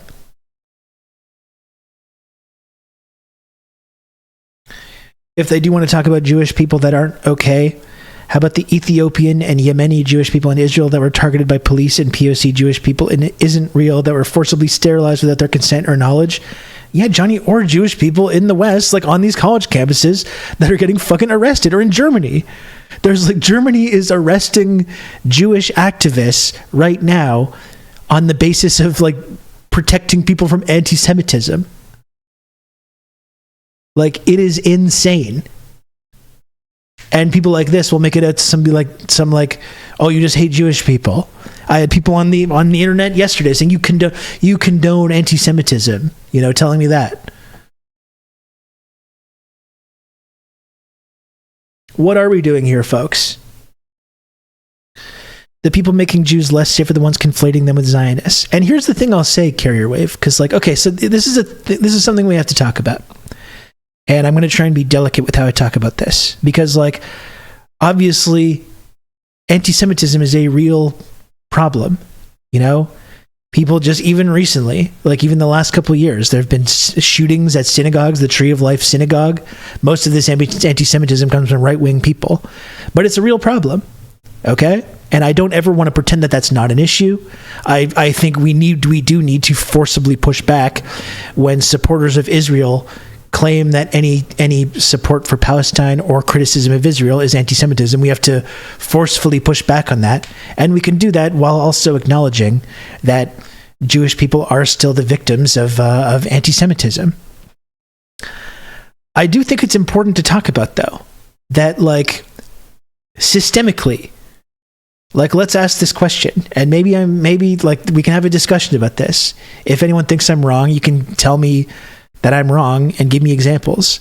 But like, are Jewish people in our society, not to say that they're not victims of anti-Semitism, are Jewish people in our society are they systemically discriminated against in housing, in over-incarceration, in over-policing, in ghettoization,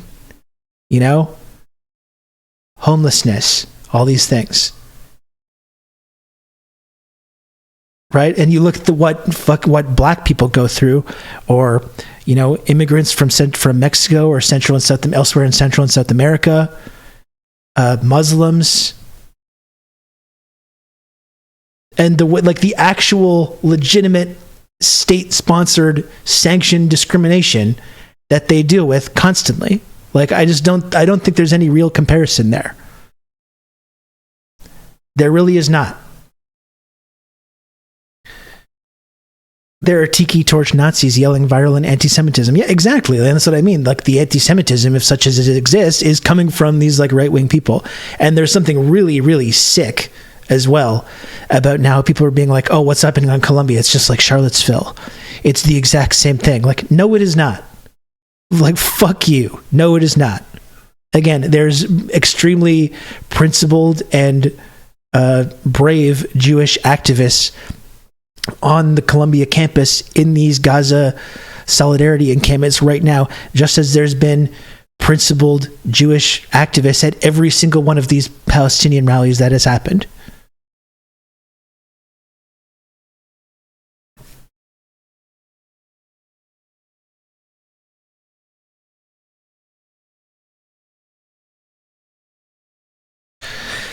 Yeah, I do think we need to be precise in our language, Carrier Wave. Absolutely. And again, like, anytime we're contributing to this idea of like the Jews controlling like the media or politics or whatever, that is anti-Semitism, which is exactly what Israel encourages. And this gets to another point. Like when it comes to like the Houthis or Ansar Allah, and people are pointing out there like, oh, they have like these anti-Semitic slogans. And I don't want to just excuse that. And like, this goes to like any group, but I think if your only exposure to a certain group of people is through this prism of this violent settler colonialist nation that commits these unspeakable atrocities and criminality, and has for years and years and years and years and years. And everything that they do, this country, every horrible act that they perpetrate, they say specifically, explicitly, we are doing this because we're Jewish. Like, this is what Israel does. We're doing this because we're Jews. they've spent years conflating Zionism with Judaism. And if your only exposure whatsoever to Judaism is through this lens, it doesn't make it okay. But I don't think it's that surprising that people then develop fucked up ideas. That again, it doesn't make it all right. But the culprit here is Israel. They act out in this way, and they say over and over and over again, they deliberately make this conflation.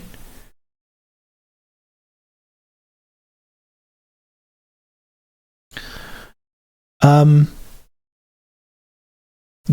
they refuse to make this distinction between Judaism and Zionism. And even in the fucking Hamas charter, it does make this distinction.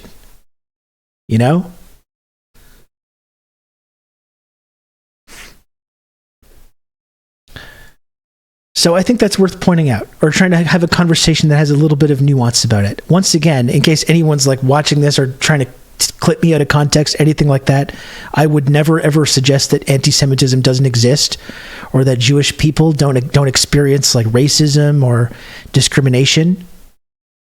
Like I said, as a journalist or independent journalist, whatever it is, I talked plenty about the Tree of Life massacre and Charlottesville and the far right. This is a really serious threat.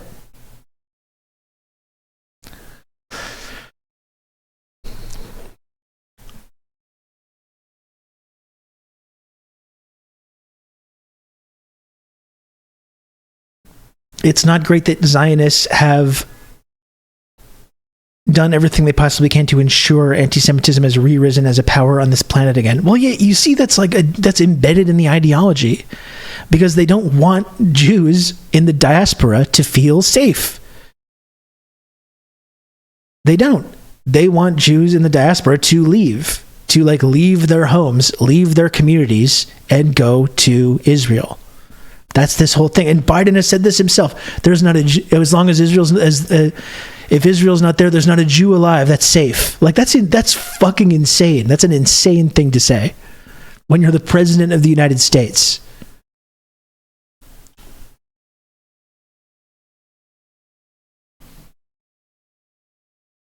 Yeah, and irate lump for sure worth pointing out as well that in fact most Zionists, like you're saying, yeah, it's not even like some or a small percentage. Most Zionists are not Jewish.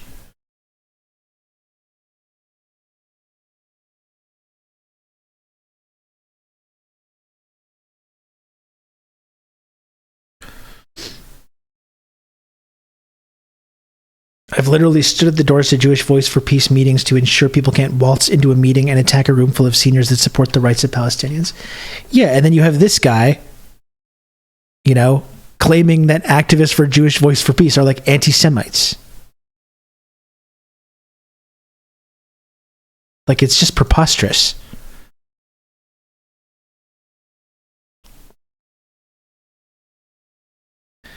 Anyway, here's Shai Davidai showing up to campus today.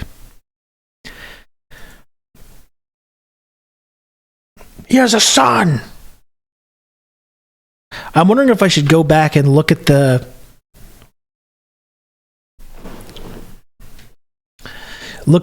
stuff with like the NYPD as well. Yeah, let's go back even further. Here.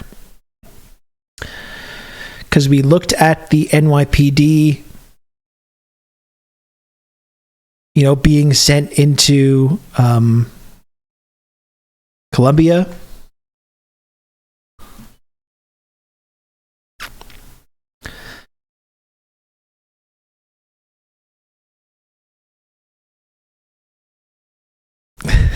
Sorry, I was just seeing a reply from Jesse Hawken.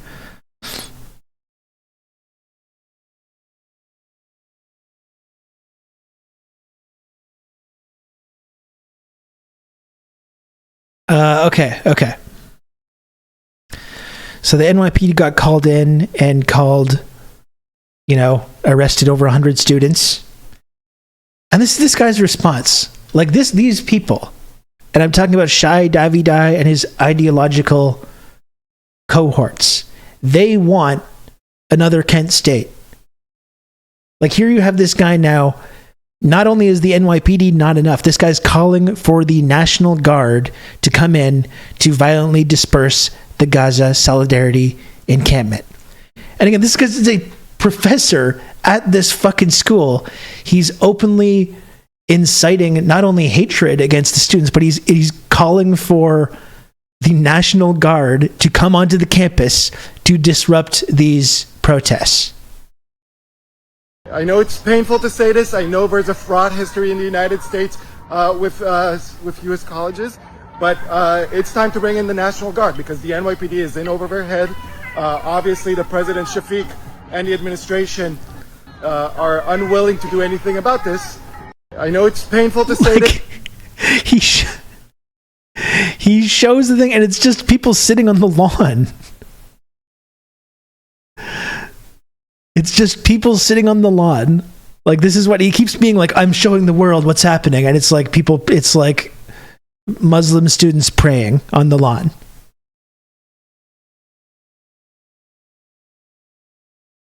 The terrorists are just off screen, chanting Hamas slogans. This is what he's like, this is what the National Guard needs to come into. Yeah, I know it's painful. Yeah, I know there's painful memories of the National Guard shooting students, and that's exactly what I think needs to happen here. Like, that's what he's saying. No, yeah, he wants a Kent State too. This man wants the National Guard to come onto the campus to kill students. That's what he's asking for. This is actually kind of a funny Shy Davide soy face. I'm going to screen cap this. Future reference.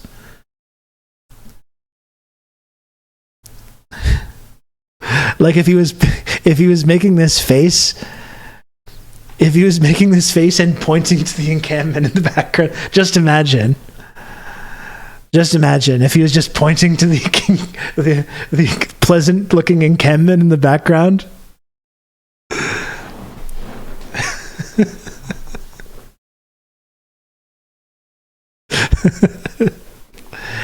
Anyway, so yeah, he's calling in he wants the National Guard to be called in. Like, it's fucking insane. I will say too that, like, at least I take a certain measure of comfort that, like, he looks all like disheveled and gaunt now. Like, it generally looks like the last 6 months have taken like a physical toll on him, which I actually think is good. Soy Davide, there we go.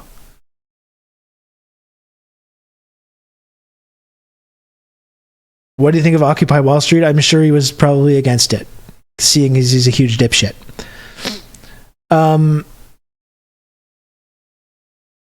So yeah, he wants the National Guard to be called in to kill students at Columbia. Like, that's basically what it can be boiled down to. Like, look at this. Look at these posts. Pork Tree, hello, how's it going? This is Columbia University right now. Please share to let the world know. It's please share to let the world know. It's literally students praying. Like, how is this not this, like, this is just racist incitement. This is Columbia University right now. Don't look away. Meanwhile, there's a genocide going on. Like, Gaza looks like it's been hit by a nuclear weapon. Again, 35,000 dead. That's a conservative estimate. And this guy, this is like the primary victim, Shy Davide. This is what he's saying. Don't look away. Look at this. Please share to let the world know. And it's a bunch of kids praying, and that's all.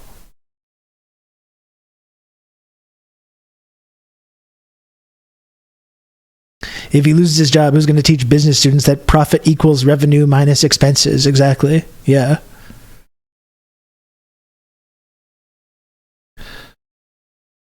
And look, this is like, yes, he says, yes, I'm a well-meaning, nice guy who's concerned about secularism, civilization, and freedom against barbarism. Like, this is boilerplate,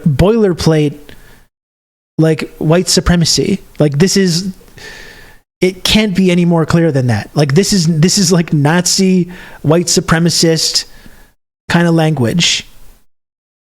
Yeah, I'm so concerned about secularism. That's why I support the violent, highly militarized, nuclear-armed, authoritarian, apartheid ethno-state in the Middle East. That's why I really love secularism. That's why I support this Jewish supremacist ethno-state in the Middle East, and I think they should have full right to just mass murder tens of thousands of little kids. That's secularism.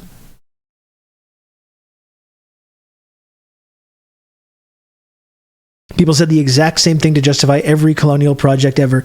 Exactly, like it's word for word. Like the garden in the jungle. It's this outpost defending Western civilization from these swarthy, barbaric hordes. Like that is textbook, boilerplate, colonialist language.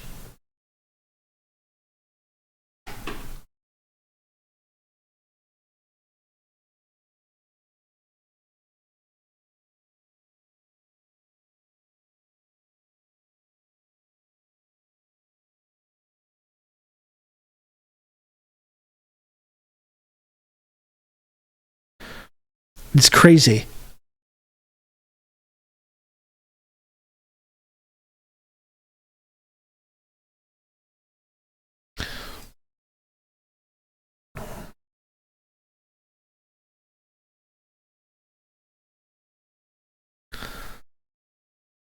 So like it's fucking incredible. Who would still, like, what professor would still have a job, you know?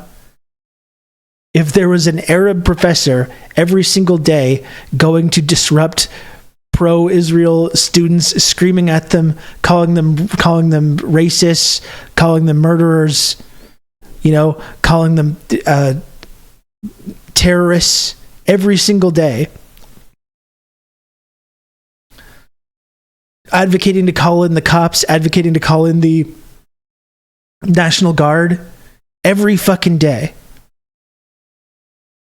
Like, this guy's still a professor. What is he even a professor in fucking business school? That's not even a real thing. Anyway, this was him today. And again, I don't know if this is about him specifically. It would be nice that it was. I think this might be related to like all campus activity right now because they're so cowardly that they're like encouraging people to just stay home. Here's him today. And but also another thing before we watch this, you can tell he's angling for this exact thing. Like, he wants to get fired. He's doing the like Barry Weiss thing, right? He wants to get fired because then he can play victim even more. Now I'm being victimized because I'm Jewish, right? That's what he's going to tell people. It's the exact same thing. Oh, and one more thing I wanted to look at too before we watch this. And this is it, right? After all this incitement, and then he wants to, like, this fucking guy is just unbelievable. He says, I just sent this message to the leadership at Columbia University. I'm going to be, like, the audacity of this guy is honestly mind-blowing to me. Like, you really cannot have a capacity for embarrassment at all. I'm going to be on campus Monday morning, and I am requesting a police escort. Police escort for simply going to my place of work, he says. I need a police because I'm the victim. Because I'm the victim of such discrimination. I'm just trying to go about my business, go to my place of work, and now I need a police escort. Let's see some crying Robs in the chat, please. For simply going to my place of work, where every single day for the last 6 months, I've harassed my own students and called them terrorist sympathizers and advocated for the National Guard to come in and shoot them. And I'm simply trying to go to my place of work, and now I need a police escort. Zionists are completely delusional. They should be put in a padded room with a straitjacket. Well, that's what I was saying. This guy is like the ultimate example of the Zionist ideology. You know, pretending to be a victim still. while clearly being the aggressor, clearly being the person lining up with the most powerful forces.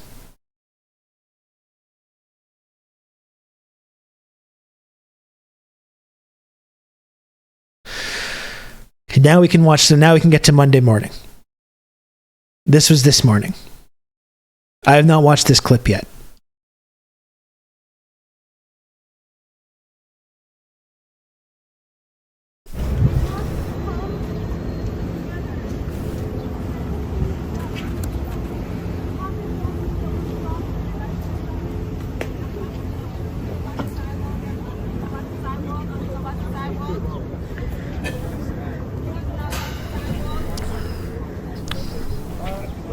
We're not going to let the media in. We're going to bring the media out. This is the COO of the university.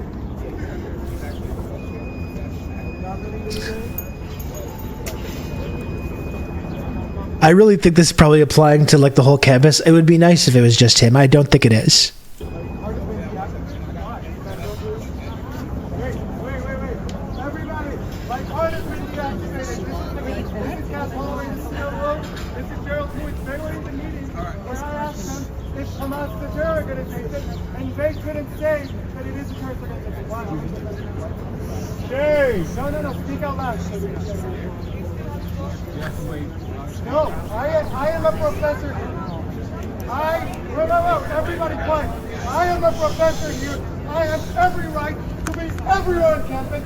You cannot let people that support Hamas on campus and me, a professor, not go on campus. Let me in now.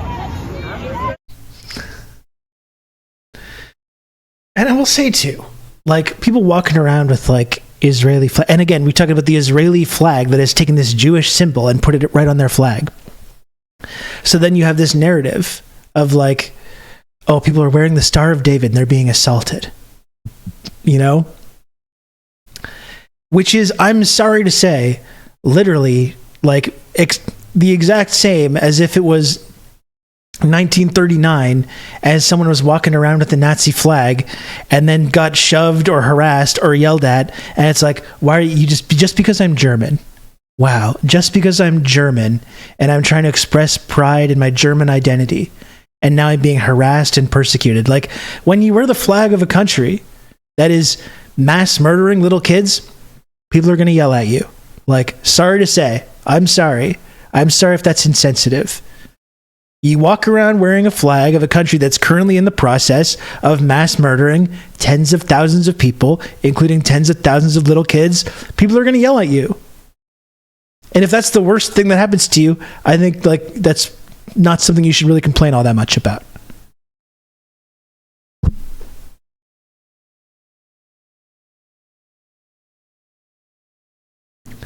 Look at his fucking face. It's so frustrating. Yeah, go walk around with the Russian flag and see if anyone has a problem with it. I would argue that the students that pay to be there have more rights to be on campus than him. Yeah, I would think so as well.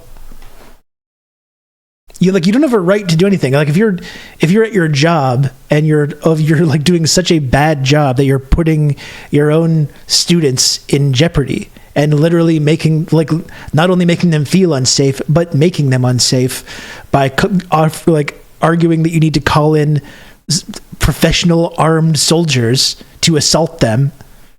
Like that's grounds to lose your job. Like what the fuck? You don't have a right. That's not what free speech is. You don't have a right to like incite violence against people, slander them, call them terrorist sympathizers, call them violent, and then be like, what? I'm being persecuted? Yeah, no shit.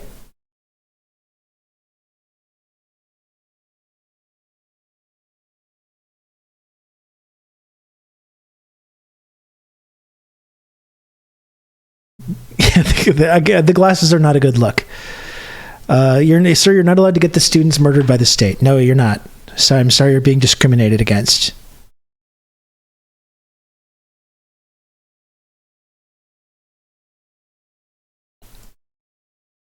And kind of interesting gesture. What's going on with that, Mr. Professor Davidi? What's going on with that? Kind of interesting gesture to use in that moment.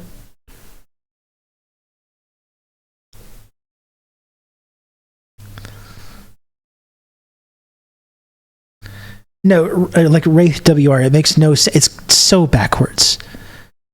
It's so fucking backwards. Like, you literally have people in the United States government being like, nuke Gaza, then that's okay. That's fine. That's all right.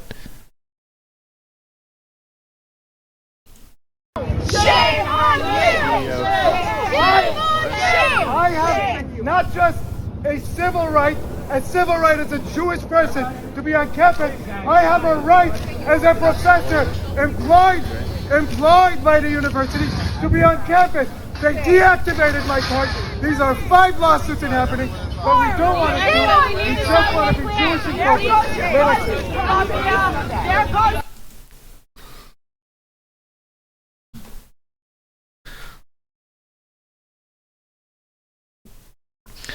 This dude saw a moment to get on TV and took it. Well, he's been doing this 6 months now. He's been doing this 6 months. Yeah, apparently security checkpoints that some people can get into and some people don't. Now he's got a problem with it. Now it's a big problem. Yeah, absolutely irate lump. The personification of what Norm Finkelstein identified as crocodile tears. I would love to, while Norm's been debating people, man, I would love to see a conversation between those two heavyweights.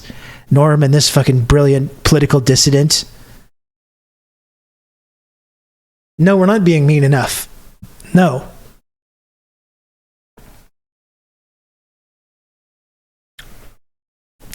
Mr. Limoncello. I advocated for the murder of my students. How dare you deactivate my access card? Like, this guy is really something else. He's really unbelievable. Seriously.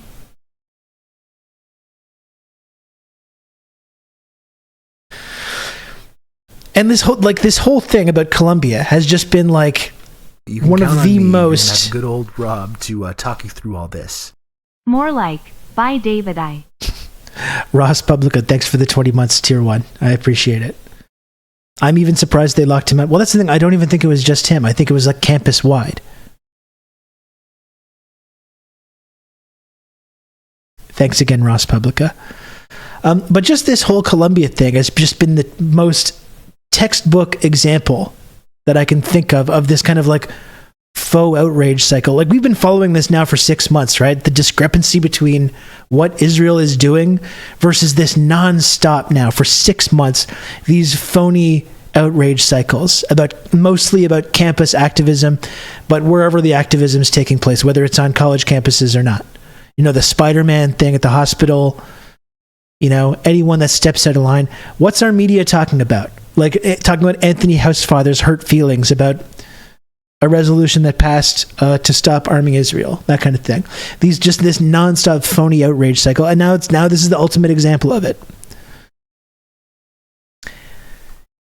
And would you believe that the White House put out a statement about what is happening at Columbia University, where the fucking NYPD are rolling into the college campus and arresting student activists?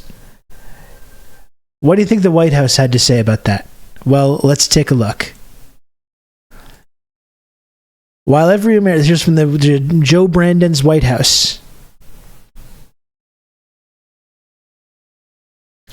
While every American has the right to peaceful protest, it's actually protest, but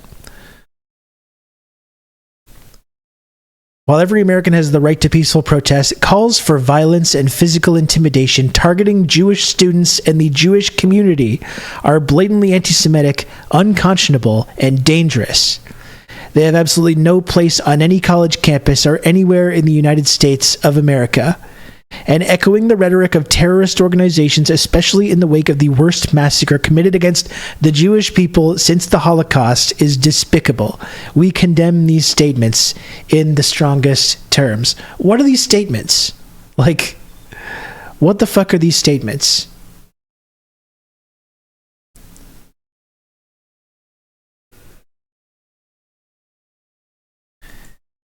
This is the lesser of two evils. These are the guys, because then it's going to get really bad for Palestinians and pro-Palestine activists. if you don't vote for this guy.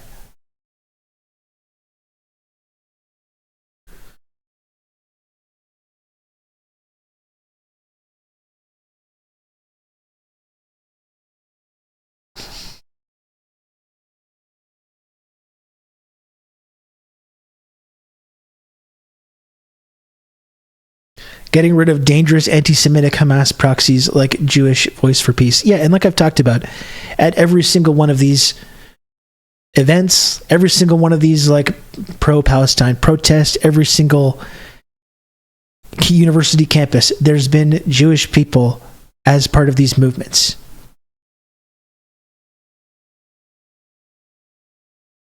It seems like redundant to continue pointing this out, but like this is this absurd thing.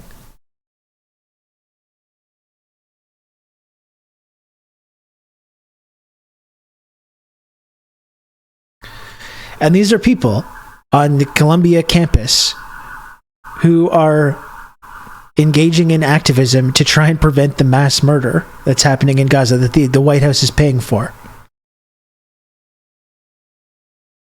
A whole third of people arrested over the last 6 months in Germany over anti-Semitism have been Jewish. Like, it is insane, this entire discourse. And this whole manufactured outrage about this. And here's the thing that I find cool, though, is that after the NYPD got called onto Columbia, now there's encampments popping up all over the place. Like, I think the Palestine movement has already been a mass movement over the last 6 months, but I think it seems to be really escalating. I think we're heading into this period where we're seeing a wave of like campus radicalism and activism that has not happened for a long time. And I don't want to make any predictions about what's going to happen, but I think we may very well be like getting into a period that at least rivals the activism and protests that we saw in 2020. Like, this is really like a wave of radicalism and activism that we haven't seen in a long time.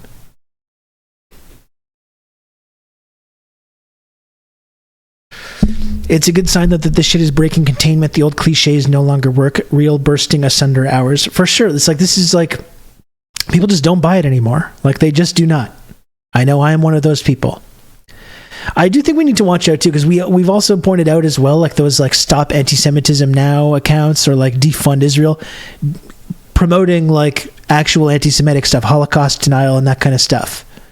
And then once again, I don't want to deny that stuff has happened.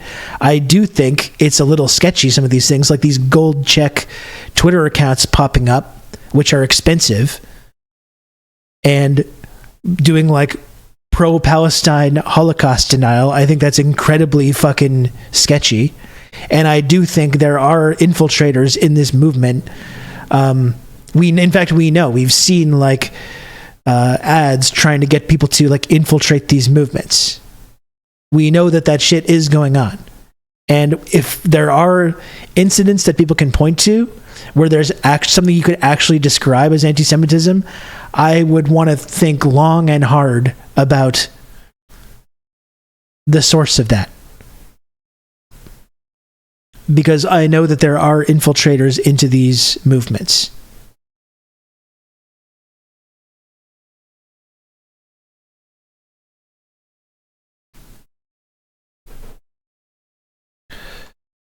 But I think that's exciting, though. Like, I think there's like this movement. There's this movement on university campuses and elsewhere that is not going away, and is in fact, like, it seems to be escalating even further.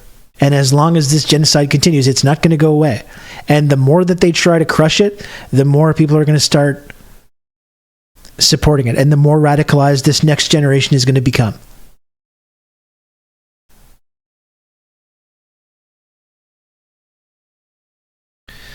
People have been thinking that Israel controls the United States rather than the opposite leads to Jews control the world anti-Semitism. Yeah, absolutely. Like, people get that relationship backwards. Even if you can point out ways that Israel almost kind of like bullies like American politicians like Joe Biden and don't really listen to them, ultimately that's what Israel is. It's a colonial outpost of the United States-led empire, you know? That's all it's ever been.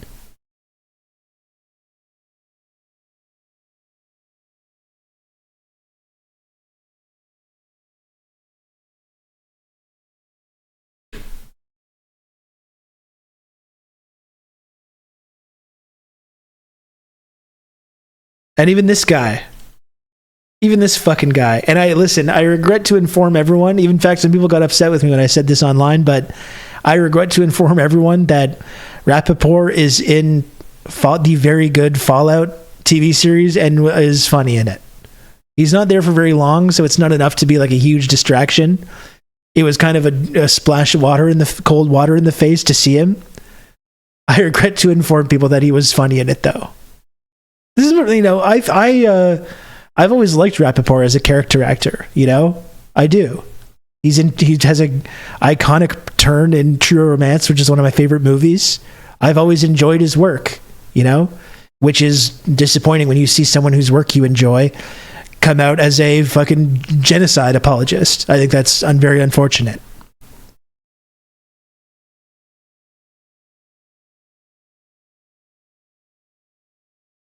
I do recommend people watch Fallout though, because I really thought it was very good. I really liked it a lot. Anyway, here he is today. Mayor Adams, Chuck Schumer, Governor Hochul. Oh yeah, they don't support Israel enough. The rest of you fucking bullshit artists. If there were people running around NYU, Columbia University, looking like this, saying this, that, and the third about tall people, short people, black people, fat people, Asian people, Latin people, people with big feet, people with big noses, people with little hands and big noses, you motherfuckers would be having a shit fit. You'd be up there hosing them down themselves. First of all, when all the Charlottesville shit happened, the Tiki Torch thing, that did not happen. Like, it's worth pointing that out. When there was like students and people doing that like Tiki Torch rally saying Jews will not replace us, actual white supremacists, the police were not called, nothing happened. The only people that showed up were activists and like anti-fascist activists. Those were the people that actually showed up. The police didn't, the schools didn't do shit. To be clear. They can't be called if they're marching, that's right. In fact, some might say that some of those that work forces are the same that burn crosses. So first of all, that's not true. But let's continue.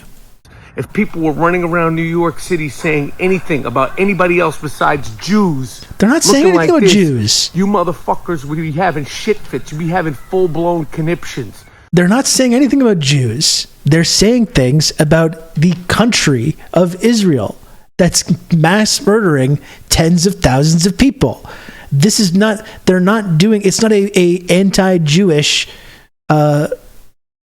encampment. And again, there's fucking Jewish people at the encampment in the protests. No one is going around New York or anywhere else saying anything about Jews. It is not happening. Not anywhere near on the level that these people are making it out to be. People like Michael Rappaport and Shai Davidi. They're protesting and doing activism against a fucking heavily armed, nuclear armed country who's currently engaging in genocide. It has nothing whatsoever to do with going out there and talking about Jewish people. Nothing whatsoever. Blown conniptions. Mayor Adams, do not show up at another synagogue. Do not show up at another Passover ceremony when there's Jewish people being harassed in your fucking city. Who Do is? something about this shit. Do something about this shit. If there were people running around New York looking like this, saying this, that, and the third about LGBTQ, short people, something would be done. The fuck is going on out here? Yeah, this is Eric Adams and all these people are insufficiently supportive of Israel.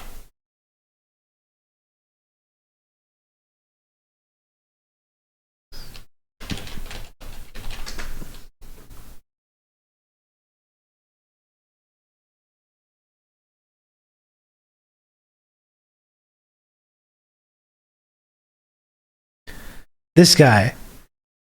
If only if only New York City had a mayor that supported Israel. If only. Can you imagine? If only there was a New York City mayor that supported Israel, none of this shit would be happening. It's very scary, very scary time.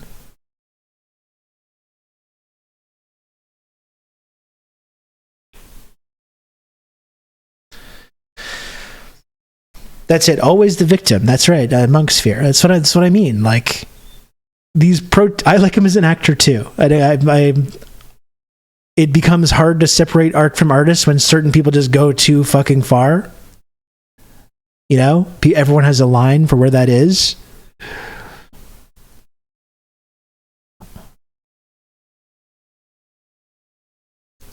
Someone should hit that guy with a snowball for sure. But this is insane. Like framing this idea that these protests are about Jewish people. You know, it's just not true. It was not true on October 8th or any other time there's been flare-ups of pro-Palestinian activism. As much as people that support Israel want to make this claim that it's about anti-Semitism, it's just they can say it as many times as they want. It doesn't make it true. They can just keep saying it and saying it and saying it and saying it and saying it, and it does not make it true.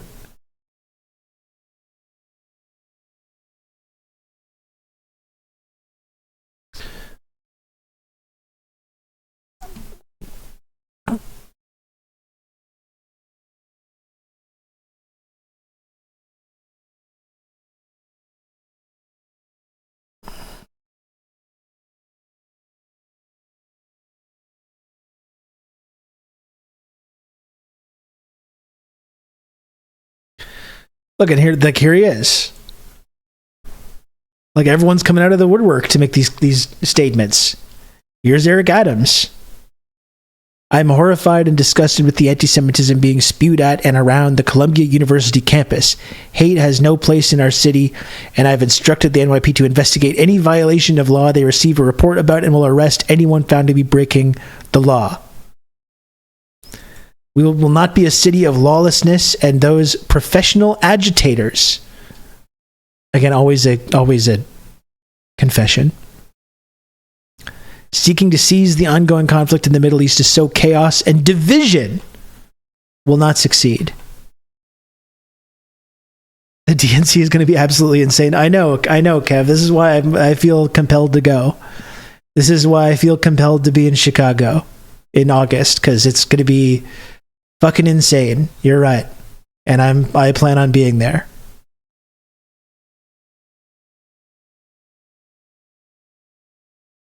I'm going, Johnny. We're going to do a TRRS meetup somewhere. We'll get some Italian beef or whatever it is.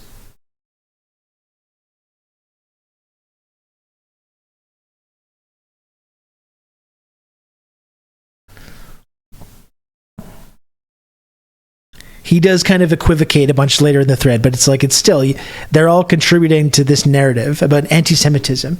Even you saw that New York Times coverage. The New York Times coverage of the NYPD rolling into this encampment and arresting students.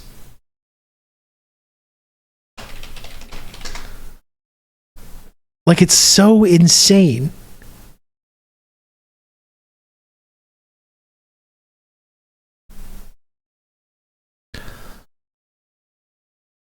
Let me see if I can find it.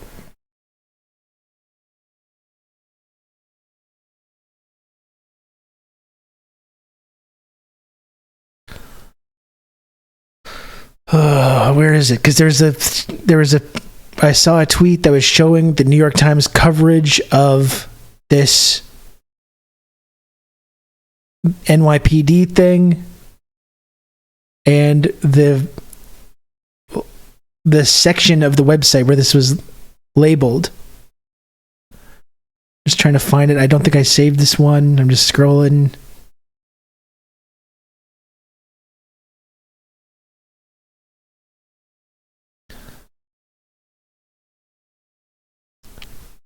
I'm scrolling, excuse me. Just talking to not fill the dead air. Does anyone know what I'm talking about? I can't find it. Does anyone know what I'm talking about? Bail me out here, please. Did I bookmark this? Let me check. Hey, I'm just going to keep talking. We're filling the dead air. We are filling the dead air here, folks.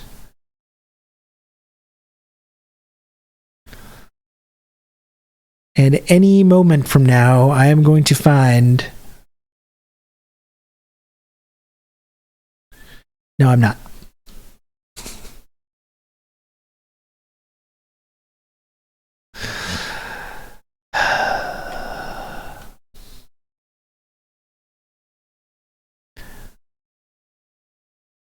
If it helps, I can understand the vibe of. Does anyone know what I'm talking about?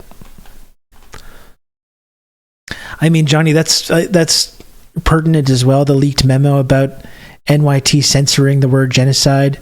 No, what I'm referring to, though, is the coverage of the NYPD going onto the Columbia campus to arrest students, and it's put in the section of the New York Times website, and up top it says anti-Semitism on college campuses. And like that's the section, like this subsection where this story is being reported in the New York Times.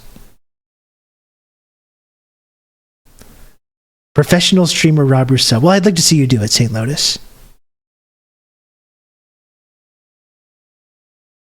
Yeah, Tom Cotton, take one for the team. Take things into your own hands. Just inciting violence. Totally fine. See, now this has been changed, because now it says the thing you just sent, Johnny, now the section is campus protests.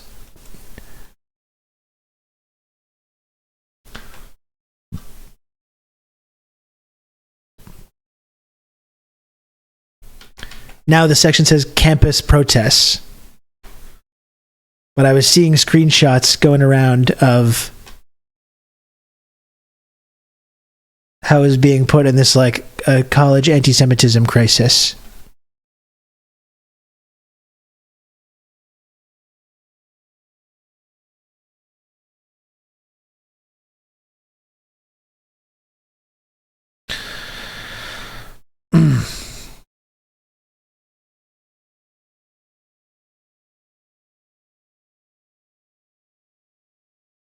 You can count on me. You're going to have good old Rob to talk you through all this. Anon, thank you very much for the gifted sub. Very kind of you. Thank you.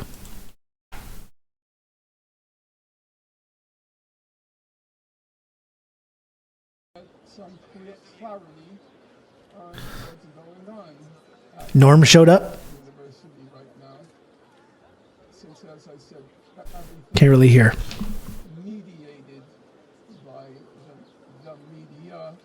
Except for the hearings, which I did watch from start to finish.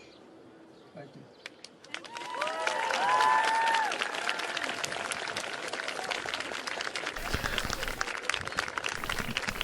you. Sorry, just the video in general is just quite quiet.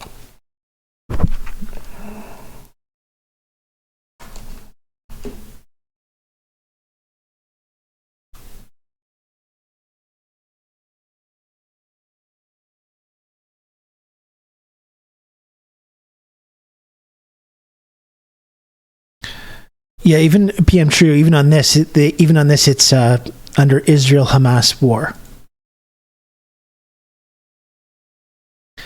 The only way to not be anti-Semitic these days is just rubber stamp a genocide. Exactly. If you want to, according to like this narrative, if you want to support Jewish people, you simply shut the fuck up and just let Israel do whatever they want. Let them mass murder little kids. You know, destroy Gaza to the extent that it looks like they dropped a nuke on it. If you want to support Jewish people, according to this narrative, you just shut the fuck up about that and just let them do it. And stop complaining, stop criticizing, don't protest, don't talk about it, don't wave flags, don't use slogans. That's all. Just shut the fuck up.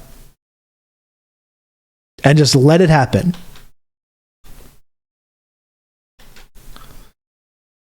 That's the only way you can be non-anti-Semitic now.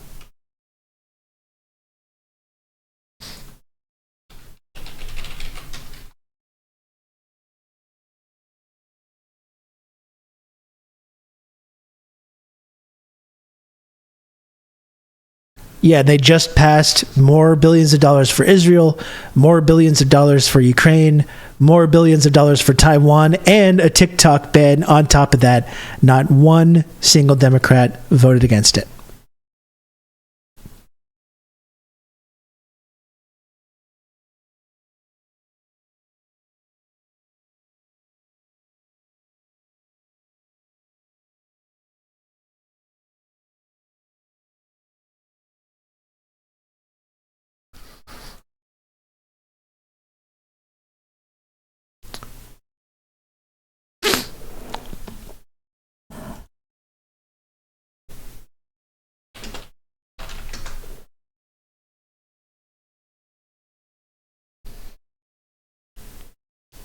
Here's Amy Goodman.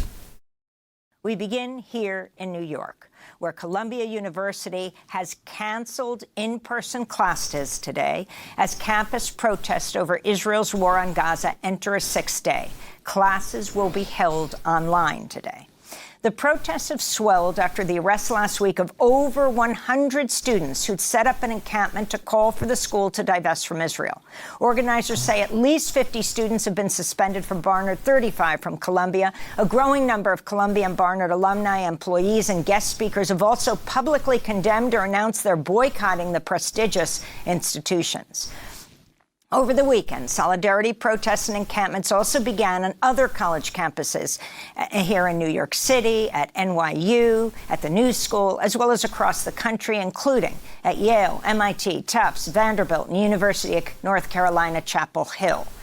We're joined right now by two guests. In a moment, we'll speak with Columbia University Professor Mahmoud Mamdani, who addressed students participating in the Gaza Solidarity Encampment on Columbia's campus multiple times last week. But we begin with Jude Taha, Palestinian-Jordanian journalist and journalism student at Columbia University Journalism School.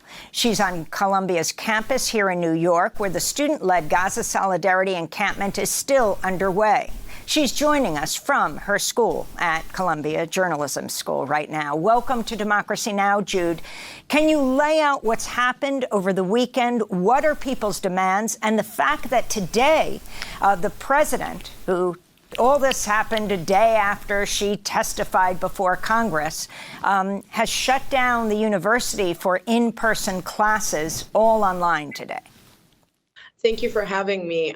Right now, what we're seeing at Columbia is an unprecedented act of solidarity set up by students who initially set it up on the South Lawn and then faced violent arrests and a lot of repression from administration and ended up moving to the opposing lawn.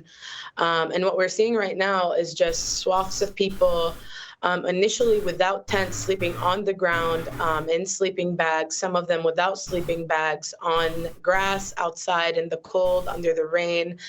And what we're seeing is just they have three solid demands. The first is divestment. The second is for Columbia to disclose their financial investments and their financial records, especially in relation to their workings with Israel.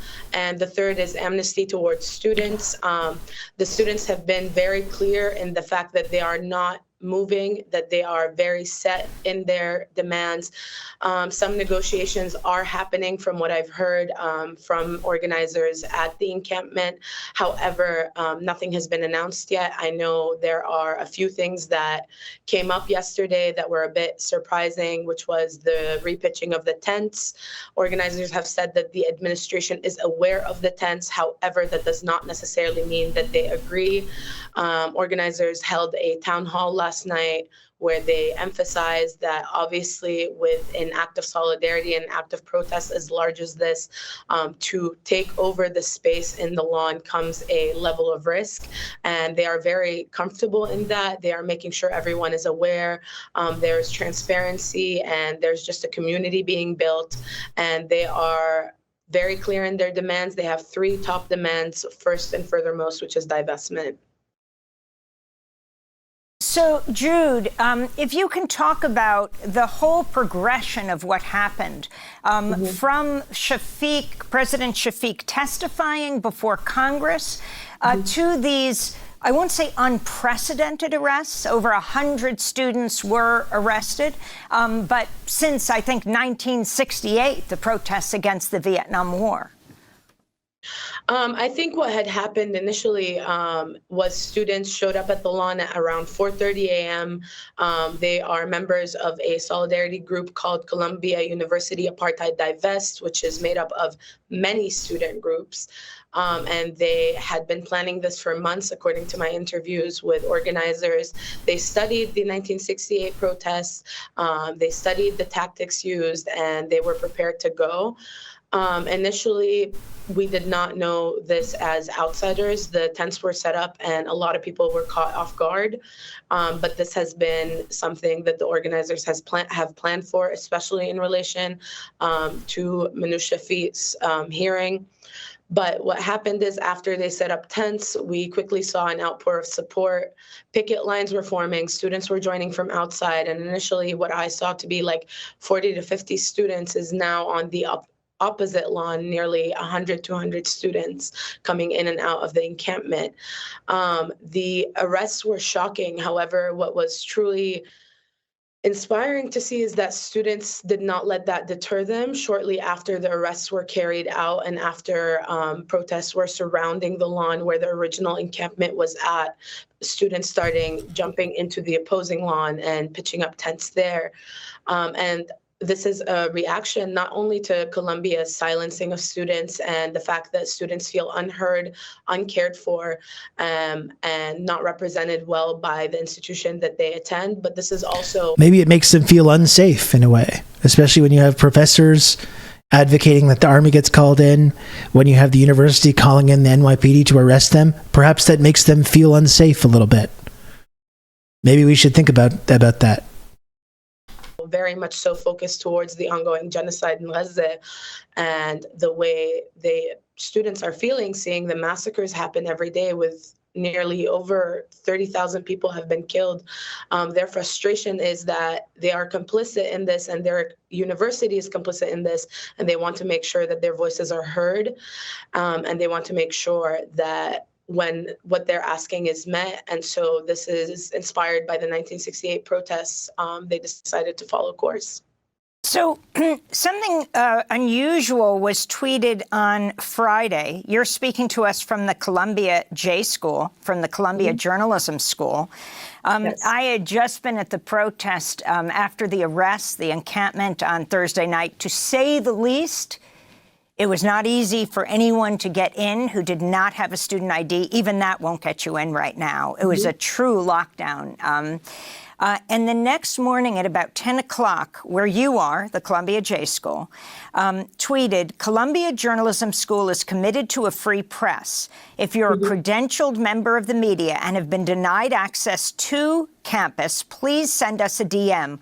We will facilitate access to campus. Is this a direct rebuke of the president, of President Shafiq? I cannot speak to that. I do know that our dean, Jelani Cobb, is very committed to having a space where freedom of press can thrive. And I know that Dean Cobb has been incredibly supportive of the students who have been reporting on this and is very interested in ensuring that media has access and that information is being transferred clearly and accurately. Whether it is a direct rebuke, that is unfortunately not something I am aware of. However, I will say that since then, facilitating entrance has been increasingly challenging. I am not sure of the dynamics of the journalism school. I have been speaking with multiple journalists who are coming in to cover the encampment, and increasingly it's been harder and harder to try and get them in. There's not been really any clear guidelines that I can share about what does that entail for the journalism school to facilitate. But what I have also been seeing is people are believing that the facilitation through the journalism school means access to the encampment. And I would like to emphasize that encampment is not facilitating with the journalism school. It is an entity that it's functioning on its own, and it is a living space as much as it is, private space within the university. Students are very vulnerable there. They're also very hesitant to speak to media. While they do believe that the media presence is important, there has been this notion of belief that the journalism is facilitating access into the encampment, which is not true. The journalism school was helping facilitate entrance into campus for credentialed press. And if you also can talk about what the police chief said in response to the Columbia president. New York Police Chief John Schell said President Shafiq identified the demonstration as a clear and present danger, but that officers found the students to be peaceful and cooperative. Shafiq warning all students participating in the encampment would be suspended. And the level of suspensions, Jude, if you can talk about that, both at Columbia and even more at Barnard, and what exactly this means. Students are locked out of their rooms almost immediately and lose their meal cards in addition to everything else? Yeah. To be quite honest, me and a few other journalists have been reporting on this for months now. We are familiar with these students. We are familiar with these demands, and we were present from day one, from nearly 6 a.m. in the original encampment, and there was no instance of violence that I am able to report. The protesters were incredibly peaceful. Their demands are largely focused on divestment, and they have community guidelines that they are asking everyone who is entering the encampment to abide by. And the community guidelines are to ensure safety, are to ensure that everyone feels comfortable in the space, and to ensure that Gaza is being centered first. In relation to what the police chief said, I have to agree that I was not able to identify any violence or any danger that is present from these students, especially right now in the second encampment, where there is a thriving community, where people are bringing food, blankets. Students are leaving their belongings, their personal belongings, for hours with no worry that they will be taken. There is no fear amongst them. Therefore, it is truly an intimidation tactic, and the response that we have seen from President Manouche Shafiq has been incredibly disheartening towards students. Students have been evicted. A organizer that I've spoken to yesterday is terrified. They are not comfortable walking out alone. They had to leave the state. They are being given 15 minutes to access their belonging. They are being suspended with waiting for a appeal or waiting for a meeting with administration to understand the grounds of the suspension or what that entails. They are leaving students in limbo. The students do not feel supported. They do not know where they're going. And it is incredibly disheartening and terrifying for some are 18, 19-year-olds to be deserted by their campus. And another thing is that the organizers have made it clear that this is for the comments about the video audio, I think it's just like a leftist audio thing because I've muted my microphone, so I don't believe it's coming from my end. Intimidation tactic by the administration, and especially in relation to President Shafiq's email that was sent at 1 a.m. last night. The organizers have stated that this is an intimidation tactic that was sent at 1 a.m.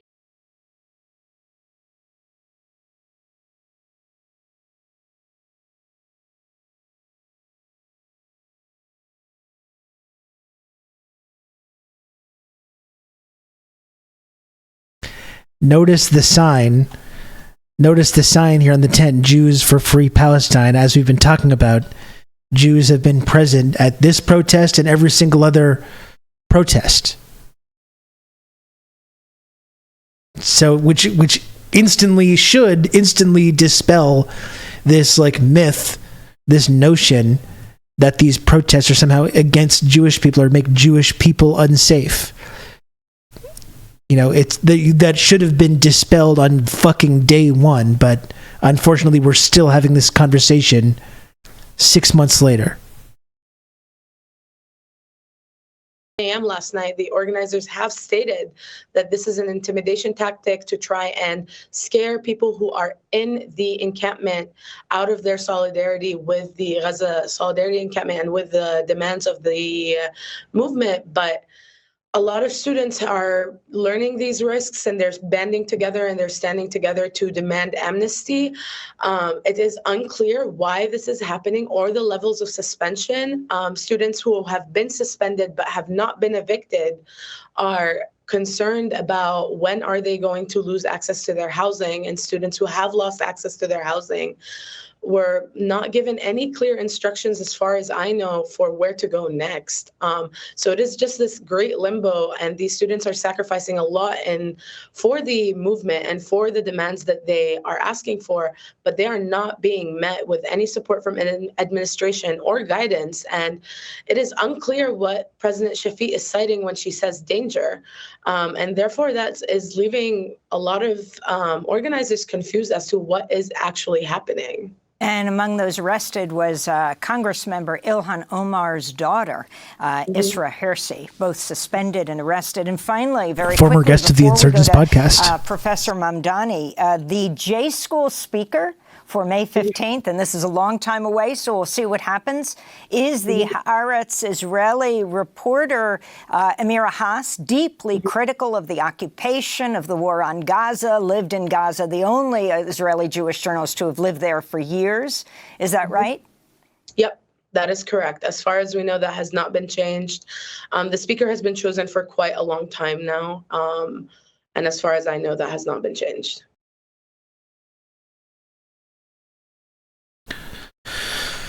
If there's more, she mentioned there's another interview as well.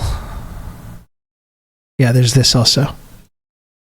We're also joined by Mahmoud Mamdani. Mahmoud Mamdani is the Columbia University professor who addressed students Edward Said taught at Columbia as well. Solidarity encampment on the South Lawn in Columbia's campus, professor of government and the author of a number of books, including Neither Settler Nor Native, The Making and Unmaking of Permanent Minorities. Professor Mamdani, welcome back to Democracy Now! If you can just respond to what's happening, describe the scene as you gave your address to the students. You've spoken several times at the encampment. I was asked by the Columbia Divest Committee to give a talk on the historical origins of the divestment campaign, particularly in South Africa. And I gave a talk which basically outlined that divestment was a response to settler colonialism. And I explained to them how you identify settler colonialism as a regime which has different sets of rules and laws for different groups of people in the same society. And secondly, the point of these different rules and laws is to regulate unequal access to public resources, all the way from residence to occupation to public health to education and so on. And finally, that this state, which enforces this unequal treatment, institutionalized, legally enforce unequal treatment of different groups, this state, its sovereignty is under the group that benefits from this inequality. So that's the talk that I gave. Then the next day, I was invited back to talk again because we had organized a faculty panel on anti-Semitism. And the point of this panel was to consider the report, the first report of the anti-Semitism task force set up by the university. There were 5 of us on the panel, and I was invited to talk about the panel, which I did. And I told them that we went through this report, we combed through this report, because there had been, prior to the issue of the report, there had been a faculty discussion on what is anti-Semitism. And the co-chair of the panel had sort of said that, no, we don't have a definition of anti-Semitism, but we know it when we hear it or when we see it. She was using a judge's response to a question decades ago on what you understand by pornography. But the problem was that this particular panel was supposed to educate the campus. So for the rest of us who don't know it when we see it or hear it, what is anti-Semitism? So we were reading the report to see if there was an answer in this. And there was only one sentence in this report which referred to anti-Semitism. And that sentence said, roughly, I'm just paraphrasing it here, that many Jewish students who support the state of Israel are afraid. And many other Jewish students who are critical of the state of Israel are also afraid. So this was no evidence of anti-Semitism. This was evidence of a dividing, of an increasing polarization amongst Jewish students, those for and those against. And this is what it comes down to here. It's just like, no matter what your religion is, and as we've talked about, most of the most fervent supporters of Israel, the most fervent supporters of Zionism are not Jewish. But no matter what your religion is, if you're going to go and support a country that is engaged in this like nonstop depravity, nonstop criminality, you should feel uncomfortable. You should. You should be made to feel uncomfortable at school, at your job, in your personal life. Because that's grotesque. It's grotesque to support that. It's grotesque to support a country that's in the process of mass murdering an entire generation of little kids and tens of thousands of others as well. You should feel uncomfortable. I don't feel bad. You're not a victim. You're not a victim if you support a country that's mass murdering tens of thousands of people and you're made to feel bad and made to feel uncomfortable for that. You're not the victim. Period. The state of Israel. Apart from that, the entire report was like a law and order report. It was all about what kind of regulations, what kind of notice needs to be given in advance, where students can gather to demonstrate, where they cannot gather to demonstrate, the hours, etc., etc. Prior to that report, there had been a statement signed by 18 deans of Columbia University, which identified a set of slogans which they said believed had created and incited the climate on campus. And these slogans included from the river to the sea, intifada, by any means necessary, etc., etc. There were, I think, about 6-7 slogans. I had written a piece in the Spectator saying... The student newspaper. Sorry? The student newspaper. The Spectator, the Columbia University newspaper. So I'd written a piece in it saying that these 7-8 different expressions indicated the lines of differences within the campus. And what's the point of saying that these should not be discussed? If we want a discussion, then we should promote a discussion on this, not silence different voices on it. I wanted to get your response very quickly to the president to the White House to read you a statement from Andrew Bates, the White House deputy press secretary, who said, while every American has the right to peaceful protection, to peaceful protect. These calls motherfuckers. For violence and physical intimidation targeting Jewish students and the Jewish community are blatantly anti-Semitic, unconscionable, and dangerous. They have absolutely no place on any college campus or anywhere in the United States of America. And echoing the rhetoric of terrorist organizations, especially in the wake of the worst massacre committed against the Jewish people since the Holocaust, is despicable. We condemn these statements in the strongest terms. The White House deputy press secretary said. Your response, Professor Mamdani? Well, I think calls for violence against any group of students, against Jewish students, against non-Jewish students, these are despicable. They need to be taken seriously and they need to be dealt with. But we need to be sure that all disciplining is done after proper investigation and due process. There has been no due process on the Columbia campus. There has been no proper investigation. The Columbia University president spoke to the university senate and laid out her plans, and the Senate disagreed unanimously. And still she went ahead. In the past, the response to differences on the Columbia campus have been negotiations. She has not resorted, she's not even talked about negotiations. And finally, do you plan to go back to give a speech? And your final comments on the lockdown right now, all in-person classes canceled, online classes only, Professor Mamdani. There is a 12 o'clock meeting of the Faculty of Arts and Sciences in Low Library.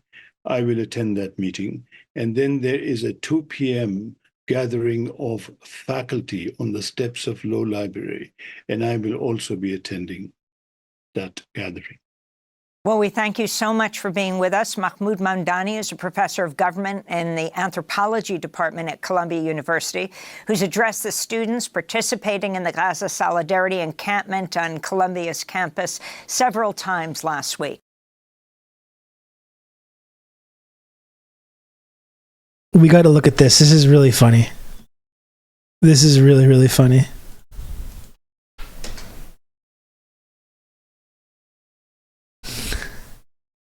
Is this post here from William Iannuzzi, and this is from via a friend of the stream, Hayat, who I've met before IRL, and is extremely cool.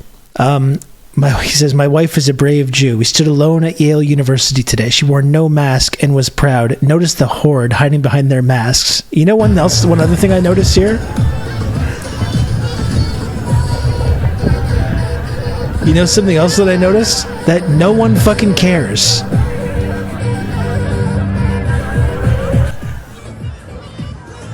I also noticed that no one fucking cares that she's there. No one gives a shit. To talk you through all this.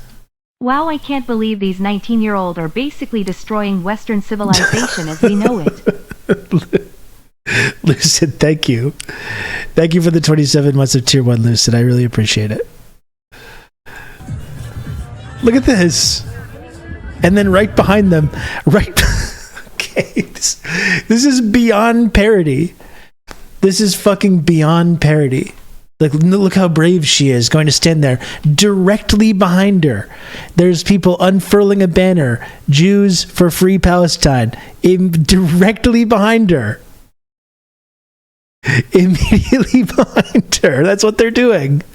Oh, she's so brave standing there. Well, no one is giving her a hard time. No one's talking to her. No one is doing shit. Wow, that's crazy. That's crazy, man.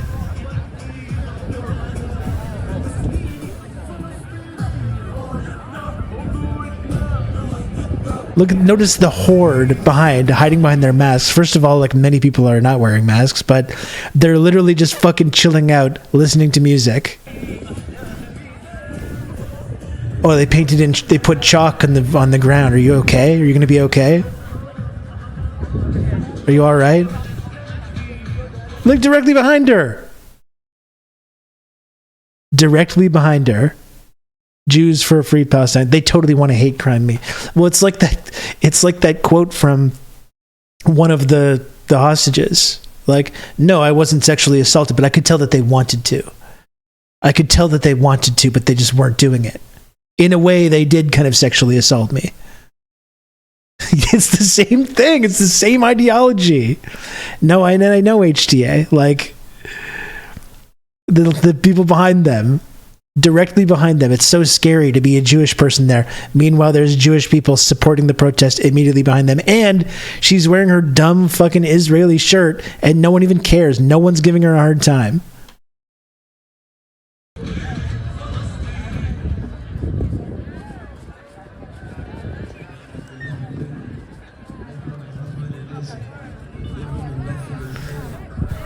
Jesus Christ.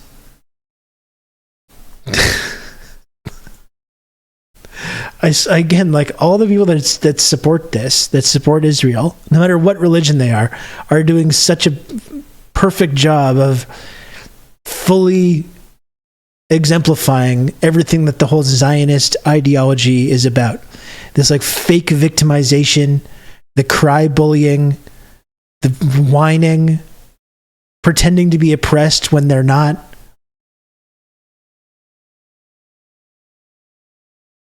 She looks like the type of person to call the cops on someone walking in her neighborhood. Well, considering they're talking about, like, this group of students just, like, sitting on the ground listening to music and referring to them like they're some violent horde is a perfect example of that.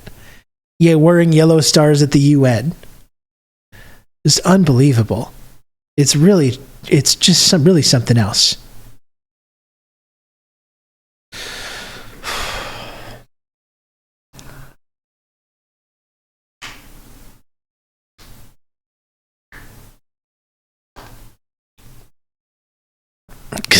Zionism. It's really something else. I believe that's the official academic term description. Anyway, folks, it's been a great discussion today. I think, it's good to cover this stuff. It's good to talk about it. I think that's the other thing that I wanted to mention before when we talked about, like, the anti-Semitism and, like, the way that some people, not that it's okay, but some people might develop certain fucked up ideas about Jewish people because Israel conducts itself in this way and has spent years linking the idea of Israel and the Zionist project with Judaism. So it doesn't excuse it or make it okay, but you can kind of see how certain people, if that's their only exposure to that religion, might develop fucked up ideas about that religion. And that's not just about Jewish people. Again, like, anyone that grew up as a victim of colonialism, European colonialism, or slavery, or Jim Crow era, might say, like, you know what? I really hate white people. If people grew up being victims of, you can count on me. You're gonna have good old Rob to these political forces. Peace Frog 71, thanks for the tier 1 sub. Brand new community member. I really appreciate that. But that's what I mean. Like, me, as a white person, I'd be like, damn, that's kind of unfair. That's a little bit unfair. But it's like, you know what? I fucking get it. I understand why someone growing up in that kind of environment or experiencing the violence of colonialism might have that attitude. It doesn't mean that it's like they're right to hate all person from a certain group, but it's like, I understand why they would have this feeling, Someone that grew up in that environment, under slavery, under the Jim Crow South, like fucking, like Indian people. If there was Indian people saying, like, you know what, I really fucking hate the British, I wouldn't be saying, like, how dare they engage in this, like, anti-British sentiment, this racism. It's like, no, I get it. I get why people would have that belief.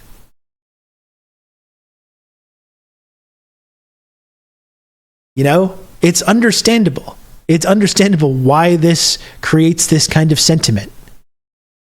It doesn't make it automatically okay.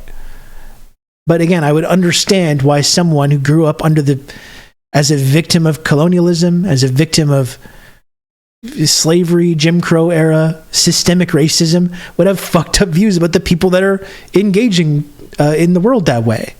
I get it. It doesn't make it okay. But, like, it's understandable why people would have those ideas.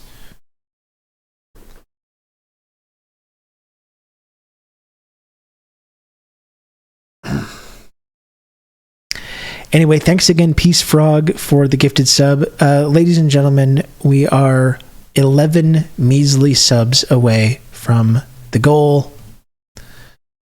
I get it, I understand it, and I hate Americans too. Yeah, I like exactly. Listen, many of my close friends are American, you know?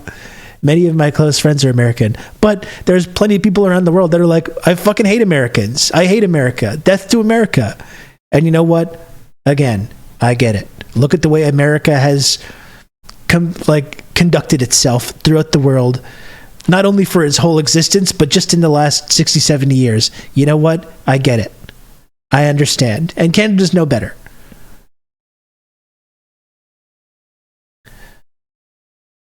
But yeah, I get it. I get it why people have anti-American sentiment. There would be more anti-Canada sentiment if just more people around the world just thought about Canada. But I think most people that might have a problem with Canada's actions are ultimately just redirecting that towards like the American empire, which Canada is a part of.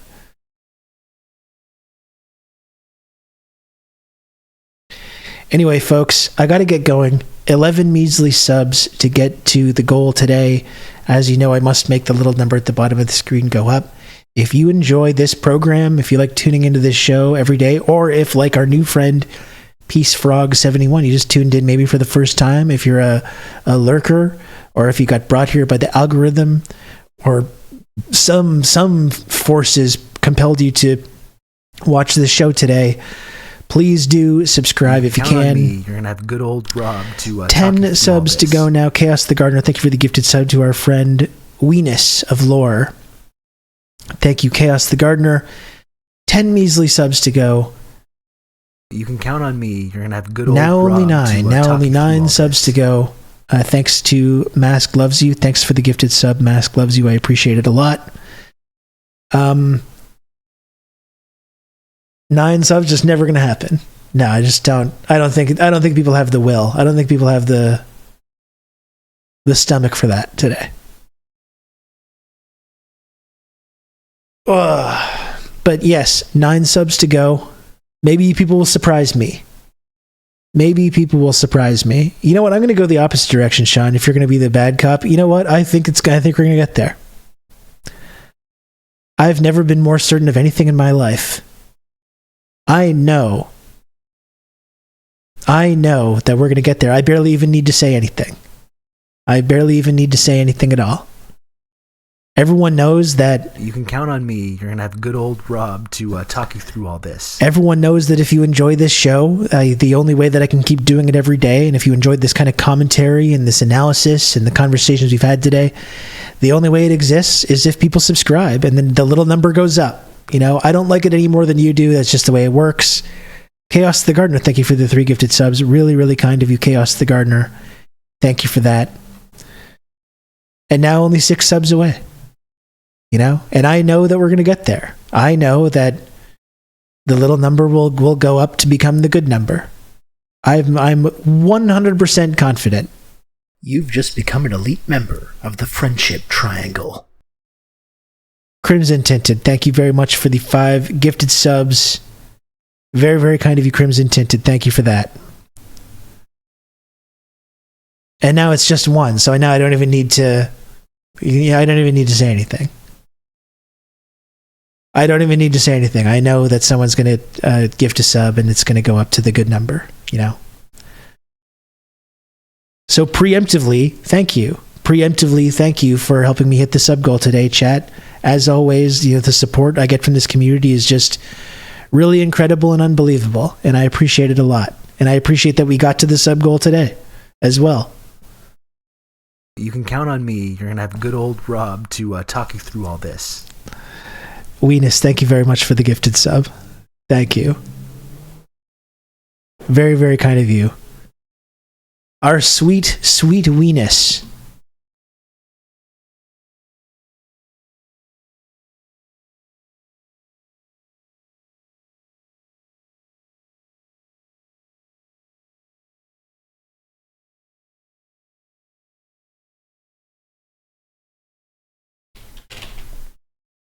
And now I must go.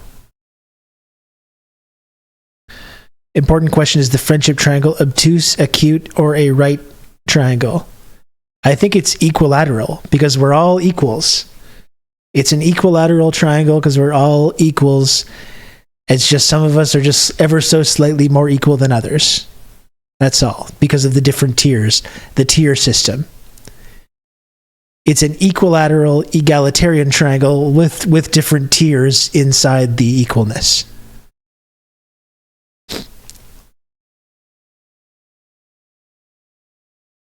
Like everyone is equal with everyone else in the tier of the triangle that they're part of, right?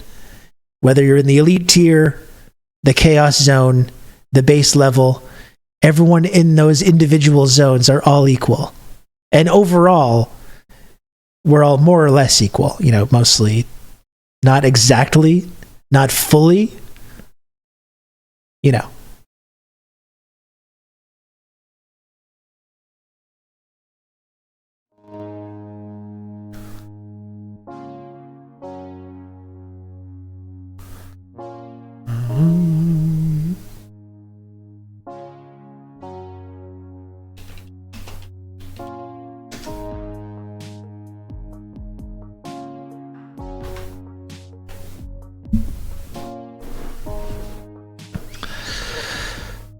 Thanks, folks.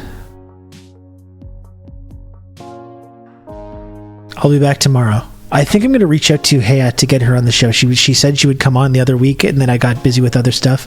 I'm going to DM Hayat right now about coming on the show this week.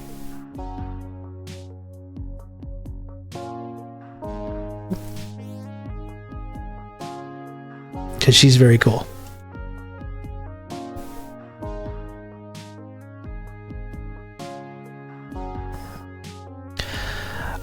So thanks again. Thanks again for tuning in, folks. Thanks for supporting the program. Really enjoyed this one today. I'll be back tomorrow. We're going to have a good week of streaming over here on TRRS.